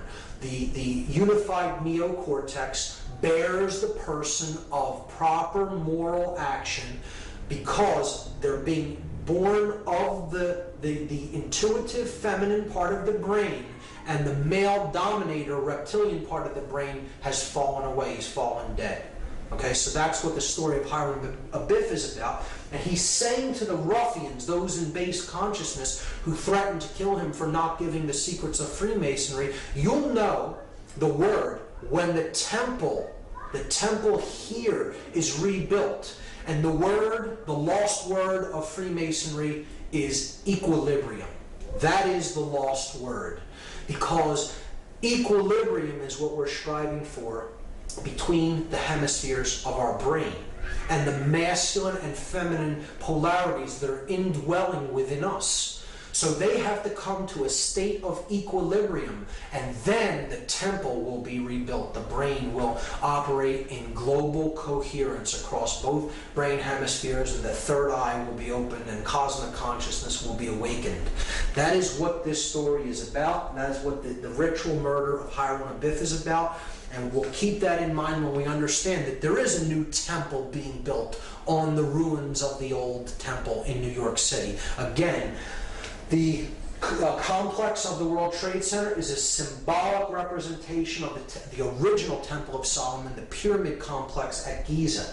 Rebuilt in Washington, D.C., here we see the 3 pillars at Giza, 2 extremely large towers or pillars, and 1 small one. And we see it rebuilt here, the 2 large towers, and then the one that is less than half of the size of the other 2. This sphere here is a representation of the Sphinx, okay, at the base of these columns. So these columns are also a symbol of the Babylonian gold-headed man depicted in the dream of Nebuchadnezzar in the book of Daniel, a prophetic book in the Bible. The gold-headed man represents centralized authority, pharaonic rule, or total hegemony, the unquestioned global ruler, the one world order, the church and state unified in the head of gold. And as dynasties went on, power diminishes. It goes through the Silver Age, then it goes into the Bronze Age, and eventually you have the separation of church and state. And you have the iron legs of the separation of church and state, and then you eventually get to the clay feet if you study this symbology in Daniel. And it's understanding how power is amassed, and eventually through time it is diminished until they're trying to get back from this level to this level. And that is what the Dark New World Order would be. The destruction of the 2 pillars and the combining of them into one centralized authority, one world state and religion. That's what the New World Order ultimately is about, the Dark New World Order. So they're destroying these 2 iron legs. They're destroying the iron legs of the Babylonian gold-headed man to try to get back to one centralized authority of church and state. These pillars could be seen symbolically as church and state being destroyed. So where do we see the concepts of church and state? We see them in tarot on the death card of the major arcana. So we see the rider, death, on the white horse, coming with the flag, the black flag that has the inverted pentagram on it, the destruction of spirit. He is running down a king, and he's getting ready to run down a pope or a priest. So this is the ruler of state, this is the ruler of church or religion, and he's running them both down, destroying church and state. And you see in the background the 2 pillars with the setting sun in the background, the light going out from the world between the 2 columns. Highly symbolic. This is a representation of the new temple that they're building. In place of where the 2 pillars stood, they're planning on erecting one from where the 2 stood. The thesis and antithesis destroyed, the synthesis is created. The phallic symbol, the one male phallic symbol, erected in place where the symbols of church and state symbolically once stood. You know, obviously they weren't buildings that really represent that, but they're symbolic analogs to these concepts. And putting the 1 pillar up in the place where the 2 stood is the rebuilding of the destroyed Temple of Solomon in New York. The sun and the moon, and now only the sun, or phallic symbol, the male tower, remains. That is what 9/11 was about. Incidentally, the Freedom Tower is what that building is going to be called, and it's scheduled for completion in the year 2012. I'm sure to correlate with other dark prophecies of apocalypse or Armageddon, and which isn't what I see 2012 as being at all. I see it really being the birth of consciousness, because they're not able to put consciousness down. Their ritual failed. There is hope in the fact that the Building 7 stood, and they had to bring it down and essentially screwed up the entire thing by really making people come online and understand that this was an inside job and this was an occult ritual, by bringing down that middle pillar when nothing had hit it. So that was the ultimate mistake in this whole ritual enactment, and as far as I'm concerned, they did not fulfill the agenda that they were trying to fulfill by this ritual being enacted. Instead, they initiated a great awakening within the human population. As the researcher Michael Tessarian is fond of saying, did 9/11 shake us up, or did it? So now, just as we did with the reverse of the Great Seal on the back of the $1 bill, I'm going to examine the gematria, the occultic numerology involved in the 9/11 event. These are the numbers of the 3 flights that struck these 3 buildings. The North Tower was struck by Flight 11, the South Tower was struck by Flight 175, and the Pentagon was allegedly struck by Flight 77. Now, there is another flight that was involved on that day that crashed in Shanksville, Pennsylvania by an unknown act of will, shall we say. And this was Flight 93, and it is my contention that Flight 93 was indeed headed for World Trade Center number 7, Building 7 of the Trade Center, not to Washington, D.C., as is claimed. And this, to me, makes much more sense than it heading toward Washington, D.C., because I believe it was there to strike a building that had already been wired to allegedly collapse, as the 2 twin towers were, and that was Building 7. And the flight not making it to that building meant that they had to make a decision about whether to pull that building or to allow it to stand, and we know what they chose. So I'm going to place 93 over Building 7, and at first this would seem like a very arbitrary arrangement of numbers, and that these numbers don't have any commonalities to them, until we begin to perform gematria upon them. And then we see a very clear pattern emerge. So I'm going to leave 11 as is for now, and I'm going to reduce or add these 2 numbers together and get a total. So 9 plus 3 is 12. 1 plus 7 plus 5 is 13, and 7 plus 7 is 14. So now, the 4 of the 4 planes, we have a clear pattern. We have the pattern 11, 12, 13, and 14. And we could further reduce those down to 1 digit. We add 1 plus 1 and we get 2.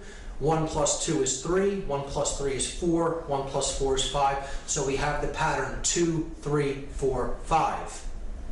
When we add those together, 2 plus 3 plus 4 plus 5, we get the total 14. And again, there's that symbolic number again that totals 5, that is about the 5 elements: earth, air, water, fire, and spirit. But it is the separation of them, the 1 and the 4, the spirit and then the 4 elements. This is the 14th level of that pyramid, where the light is at, the 13 levels of stone, and then the light at the top, the 14th level.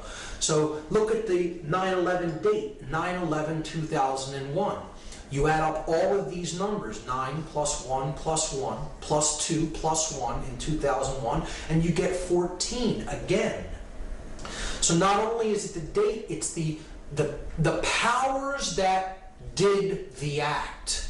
Okay? The 4 planes totaled to 14. Their digits all totaled make 14. So the powers that performed this act are the 14, and this correlates with the 14th level of this pyramid, or the illuminated ones, the sorcerers behind the scenes that are manipulating the events of the world.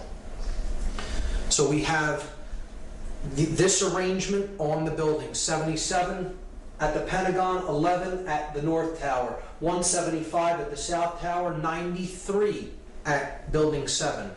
If we add the two planes that struck these towers together, we get the number 186. 175 plus 11 is 186. Now, these are the planes that struck the twin towers, the North and South Tower. What if we equally distribute that number between the two buildings by dividing it into two? 186 divided by 2 is 93. So there is 93, 93, 93 on every building, and we've already seen what 93 represents. It represents the will to ascend out of illusion, out of base consciousness, and into cosmic awareness, or higher levels of consciousness. 93 is the number of willpower and of love. It is essentially the same force, the force that expands consciousness, love, or will to ascend, to put what we think and feel into action, to use our willpower.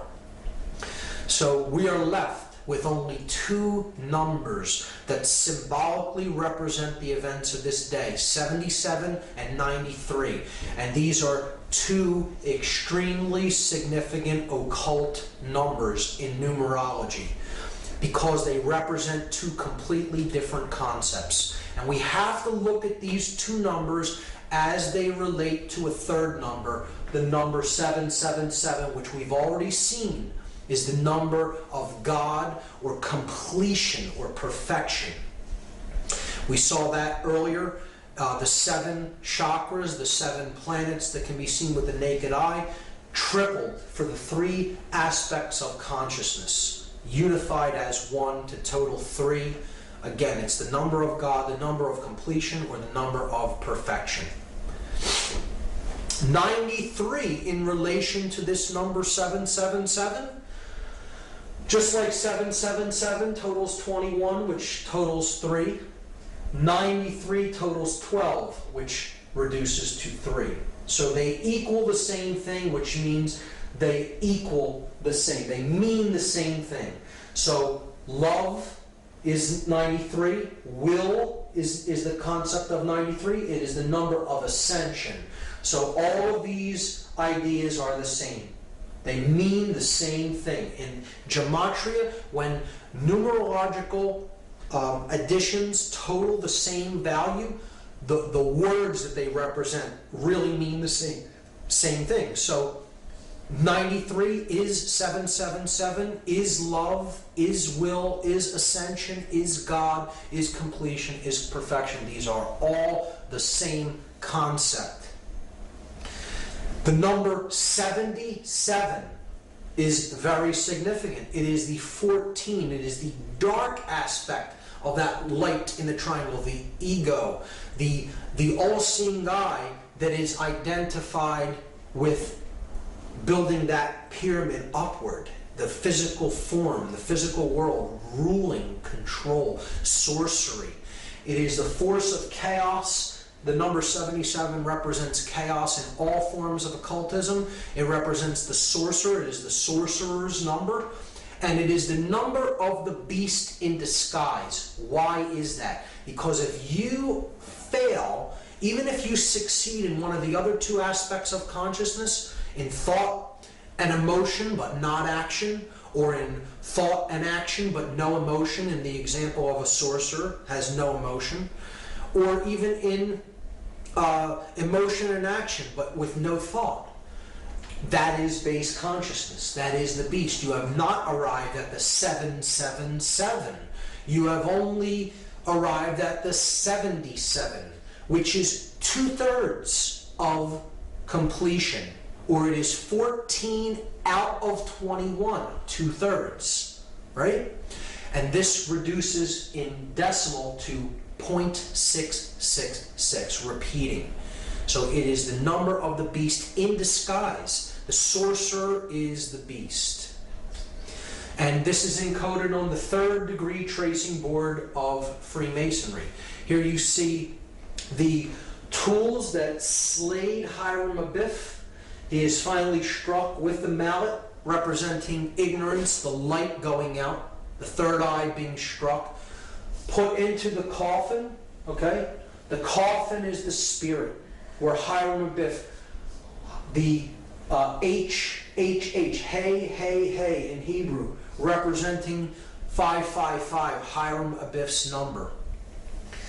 He is in his coffin because he is the spirit, he is the truth, he is the light, and he is the skull and bones is placed on top of the coffin, symbolic of the sorcerer.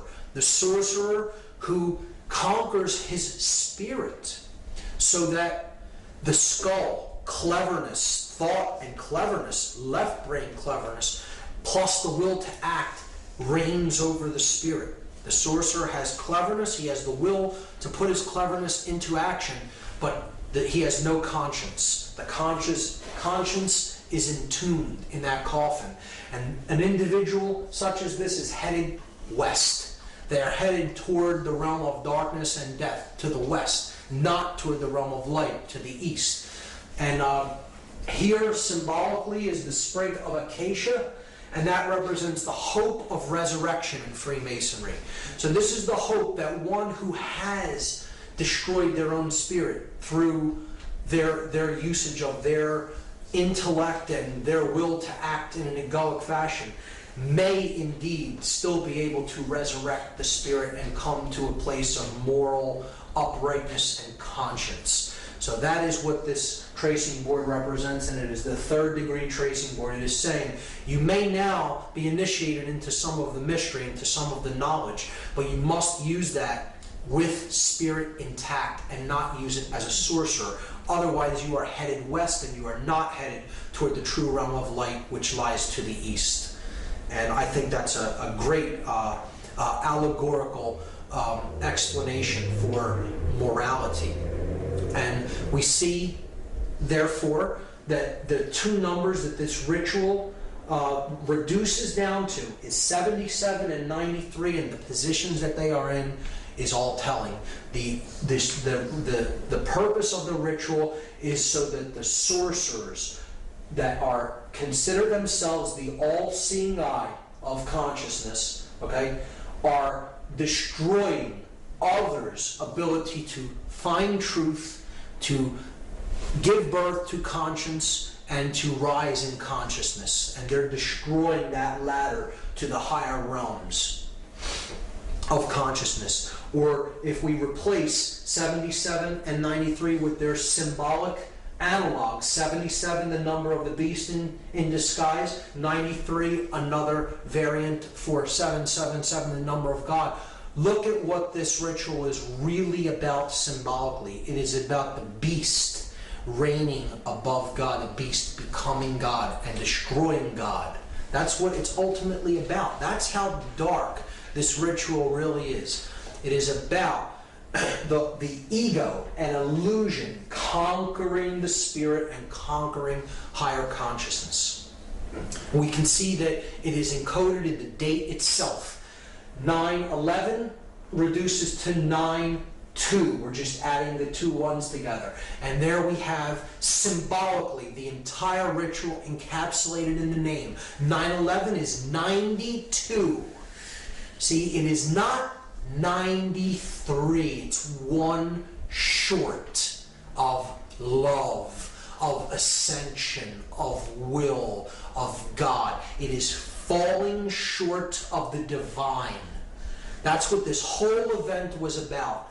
That the idea that human will is falling short, and now the time of the beast is upon us. See, 92 out of 93, falling short of love, will, ascension, God, is reduces to 11 out of 12, which reduces to 2 out of 3, which again is the number of base consciousness. It is the number of the beast when it is reduced to its decimal format. And that's what the whole ritual of 9/11 was ultimately all about. It is about the destruction of the ladder to God, bringing down the Kabbalistic tree of life, the 10 Sephirot, 1, 2, and 7, bringing them down to destroy the ladder with which we can use to ascend in consciousness. It is about the destruction of the truth and the goddess, a human sacrifice ritual. Those people were ritualistically sacrificed in this evil doing. And it is about the destruction of the sacred feminine, of care, of truth. Another ritual to immolate the goddess of care.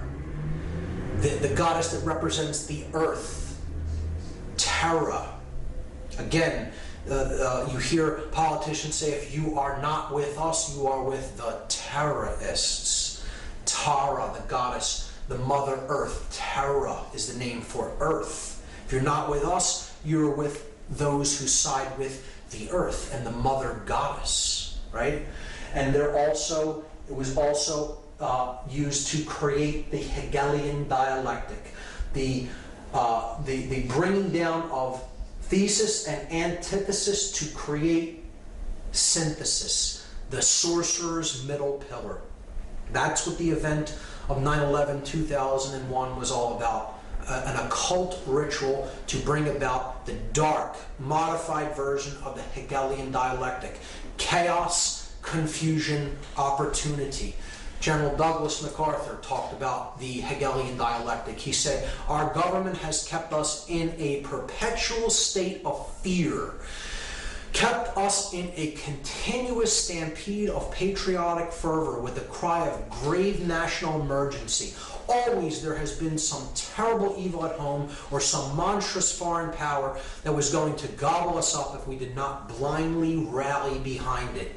Create the chaos, get the confused, fearful reaction, and then that's your opportunity to offer the solution that you had in waiting. Hermann Goering perfectly understood this, one of the highest ranking officials of the Third Reich, the Nazi regime. He said, naturally the common people don't want war. Neither in Russia, nor in England, nor for that matter in Germany. That is understood. But after all, it is the leaders of the country who determine the policy. And it is always a simple matter to drag the people along, whether it is a democracy, a fascist dictatorship, a parliament, or a communist dictatorship. Voice or no voice, the people can always be brought to the bidding of the leaders. That is easy. All you have to do is tell them they are being attacked and denounce the peacemakers for lack of patriotism and exposing the country to danger. It works the same in any country. And that is what we saw on 9/11. Except it wasn't just telling the people that they were attacked. This is what Hitler did. Hitler burned his own Reichstag building, the German parliamentary building in Germany, and he blamed it on the communists, even though his Gestapo really did the fire. They lit the fires at the Reichstag, and he blamed it on the communists as an act to usurp more political power and be appointed as Supreme Chancellor. Goering was describing the Hegelian dialectic exactly. Benjamin Franklin made this statement: those who would give up essential liberty to purchase a little temporary safety deserve neither liberty nor safety. And we have neither as a result of going along with this witch hunt and this hunting for the boogeyman that perpetuated 9/11, because Middle Eastern terrorists did not do this event. It was a staged, orchestrated, occult ritual that has nothing to do with Islamic fundamentalism whatsoever. Voltaire said that those who can make you believe absurdities can make you commit atrocities. If you go along with what simply is not true, you can be led into any number of atrocious actions. And Really, that's what the ritual was all about, to keep us in a perpetual state of fear so that we are easier to control. And that's what the whole fear of terrorism and the terror alert system is all about. See, just like Hitler burned his parliamentary building, we had our Reichstag fire called the 9/11 event, and it's just about an attack on civil liberties and our rights and our right for freedom of speech, and just to curtail all the God-given rights that we already possess as an attack on our personal sovereignty. And people will be willing to give up more personal sovereign rights if their consciousness is shut down through fear. They bought into the fear, and now we're going off in other lands that really had nothing to do with this event, and we're waging war and killing millions of innocent people as a result of this total fraudulent staged event. And these are the atrocities that we're committing because we've believed in this absurdity. The murder of children, torture, now seen as acceptable in many circles, absolutely reprehensible actions perpetrated upon people that do not deserve to be treated like animals, which is what they're doing to many of the prisoners that they're holding in oftentimes secret prison camps. And it's just a further perpetuation of suffering and fear into the world that is a self-perpetuating cycle and creates more and more of the same dynamic: fear, disorder, chaos. That's what the whole event was about. Encapsulated in the 33rd degree of the 33rd degree of the Order of Freemasonry is this symbol, the double-headed eagle, which represents he who sees the past and the future, because ultimately the same force is controlling both and directing both. And it's about order out of chaos. Deus meum quae jus is a Latin phrase that means God and my right. God and my right, like the divine right of kings. And ordo ab chaos, another emblem of the 33rd degree, chaos, sorcery. Our brand of order out of our brand of chaos. Now there is a positive interpretation of this emblem and of the phrase ordo ab chaos. Order does indeed arise from chaotic situations when you look at putting water into a vessel and taking it from one level up to a higher level. That is the way consciousness ascends. It has to be a chaotic event, but then it comes up to a higher level and then it maintains equilibrium and order again. So that is a way of seeing this principle as in a positive way, but in this event, certainly dark occultists manipulating sorcerers are orchestrating this event as an example of chaos sorcery, chaos magic, to bring about their Hegelian dialectical order out of the chaotic events that they themselves orchestrated. And that is the final method of manipulation. So now, the last thing I'm going to do in part 2 is talk about what is the globalist esoteric agenda. What is the ultimate agenda that the globalists want to see brought about? Why are they doing all of these things? Why all of this manipulation and mind control? What is the end game? What is the end result of what they're trying to accomplish? What is their agenda? And J. Edgar Hoover, former FBI director, made this statement: the individual is handicapped by coming face to face with a conspiracy so monstrous he cannot believe it exists. The American mind simply has not come to a realization of the evil which has been introduced into our midst. It rejects even the assumption that human creatures could espouse a philosophy which must ultimately destroy all that is good and decent. See, this is why we're in such denial, why we're in such cognitive dissonance about all of this. People will say, I don't care if I had absolute definitive proof that this is exactly what happened and how it happened. I won't believe it anyway. I will choose to believe in something that isn't true because my mind can't go there. It's too uncomfortable for me to accept. And this is the condition Hoover, right here, a former FBI director, is describing. He's describing cognitive dissonance, psychological denial that comes from the refusal to accept the fact that things are as bad as they are.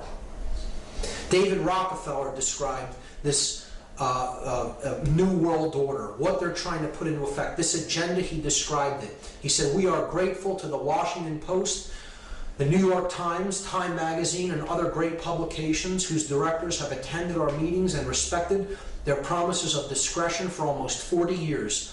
It would have been impossible for us to develop our plan for the world if we had been subjected to the lights of publicity during those years." He is thanking the media for their silence and complicity in not exposing the agenda of these global manipulators and their plan for the world. He said, "The world is now more sophisticated and prepared to march toward a world government. The supranational sovereignty of an intellectual elite and world bankers is surely preferable to the national auto-determination practiced in past centuries." Imagine the hubris of somebody making this statement practically out in the open, saying that the world surely would be better to be completely governed by international bankers and an intellectual elite rather than national sovereignty and personal sovereignty codified by our documents of higher consciousness, like the Declaration of Independence, that explained what the sovereignty of man is really about and where it comes from. And he's saying out in the open, why have that when you can have rule by international banking dynasties? This is what the agenda is all about. The elite want to get back to the Babylonian gold-headed man.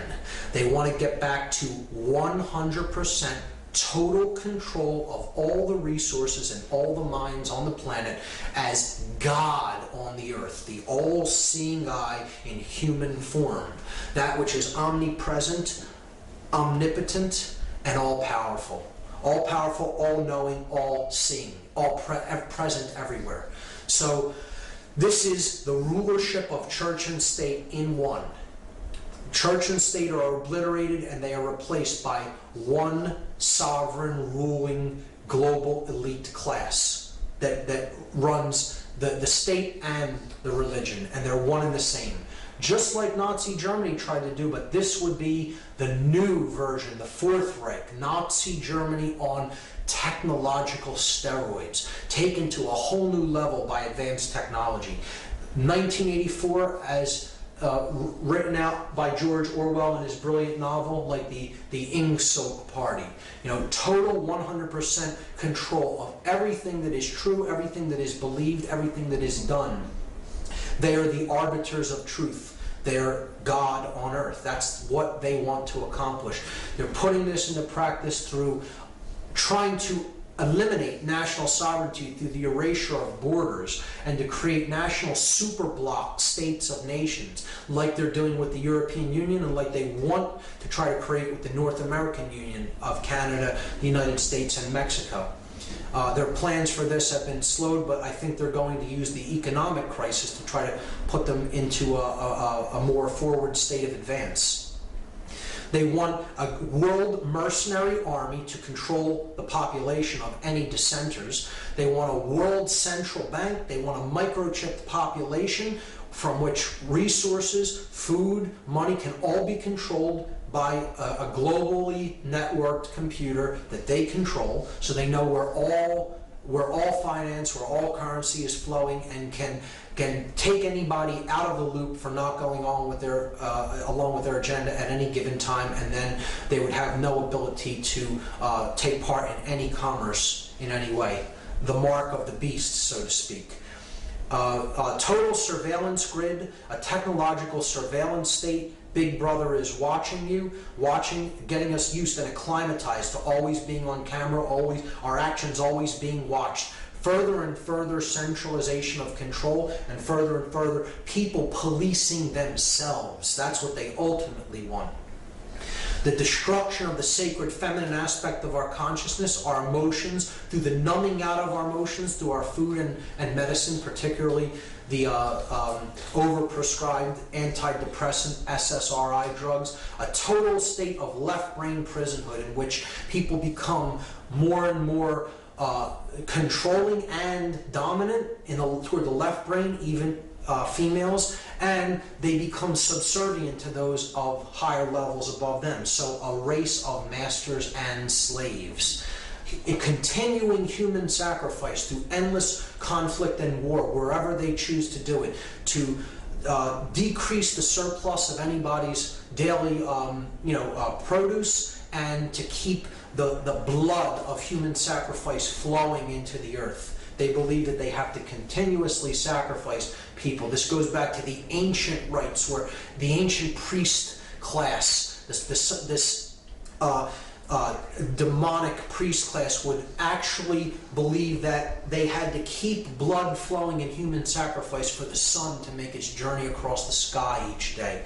It's that level of perversion and sickness in this occultic ideology that wants and desires to have endless human sacrifice through war.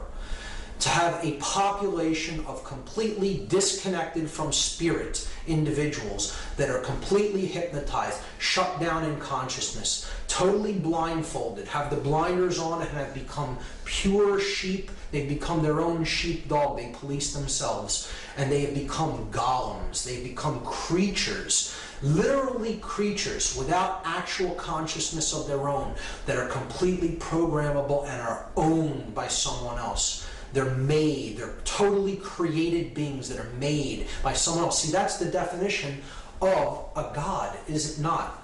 It's a being that is capable of creating another being in its own image and likeness. And that's what they want to create. They want to create a being that looks like that. That's how they look inside. That's how much they rage against what is. They are actually that golem on the inside. And they want to create that in the external world, because that is how they ultimately feel about themselves and the world. Julian Huxley described this total scientific dictatorship. He said that a really efficient totalitarian state would be one in which the all-powerful executive of political bosses and their army of managers control a population of slaves who do not have to be coerced because they love their servitude. This is a person who studied eugenics and mind control, and he was explaining what the New World Order that they're trying to build really is. Slaves that love their enslavement because they have become so dependent on the big daddy state.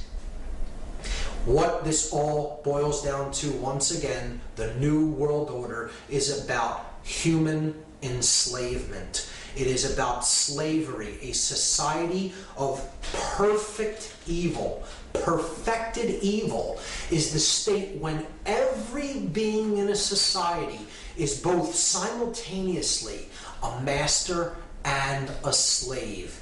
They have subordinates under them, which they dominate, push around, and are masters of, while simultaneously they follow orders from an elite class above them, and so they are subjugated and enslaved to a hierarchy above that. And it just goes on and on up the chain. No one is free in a society of total human enslavement, no matter how high they are on the hierarchy, because ultimately you can get to the highest level in a physical body and physical form, and ultimately they are serving the dark force of consciousness.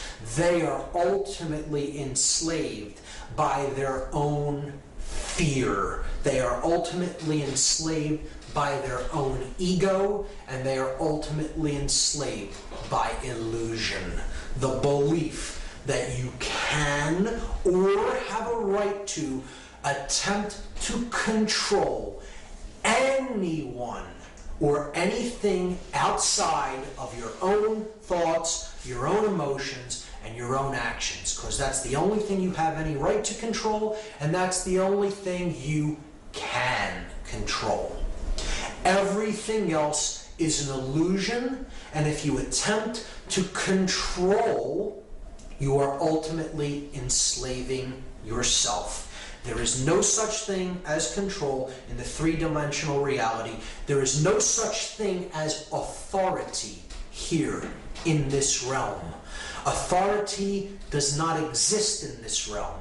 There is only one authority, and no man is it. This system, this new world order, is destined to fail for that very reason. You cannot go against what is. You cannot expect to stand up to the force of creation and win. Plato made this statement: the price that good men pay for their indifference to public affairs is to be ruled by evil men. So we may get ourselves into a deep mess of things and eventually end up being ruled for a time by these tyrants, by these controllers, by these sorcerers. And if that occurs, that will only be for one reason. We did not develop the care enough to do anything about it. We did not care. Our indifference to what is going on, to the suffering that's taking place around us, is the only thing that can create our enslavement. And in fact, it is what is driving this process of enslavement. The fact that we do not care about the suffering of anyone but ourselves when we experience it is what's creating this dynamic. And that is what the New World Order is. The dark New World Order is that pyramid of enslavement controlled by an intellectual elite with no conscience that is in the know about how consciousness works, is keeping others in the dark with their own will. They're using their desire to stay in ignorance against them and keeping them at lower levels of knowledge, not understanding what they're part of, being the bricks in that pyramid to build their dark New World Order and put the light of creation out of this world forever. So they think they can accomplish that. And that is the idea of hell on earth, the perfect state of evil, the slave and master world in which every being is simultaneously a slave and a master of a slave. Hell on earth, it has been described as the dark New World Order. So that is the end of part 3. That is the ultimate agenda that the globalists have for humanity in mind. And in the next part, in part 3, I will be going into how to apply consciousness to this problem so that we can solve it and get out of the current state, the current problem that we are experiencing. So part 3 will be solving the problem through applying what we've learned about consciousness.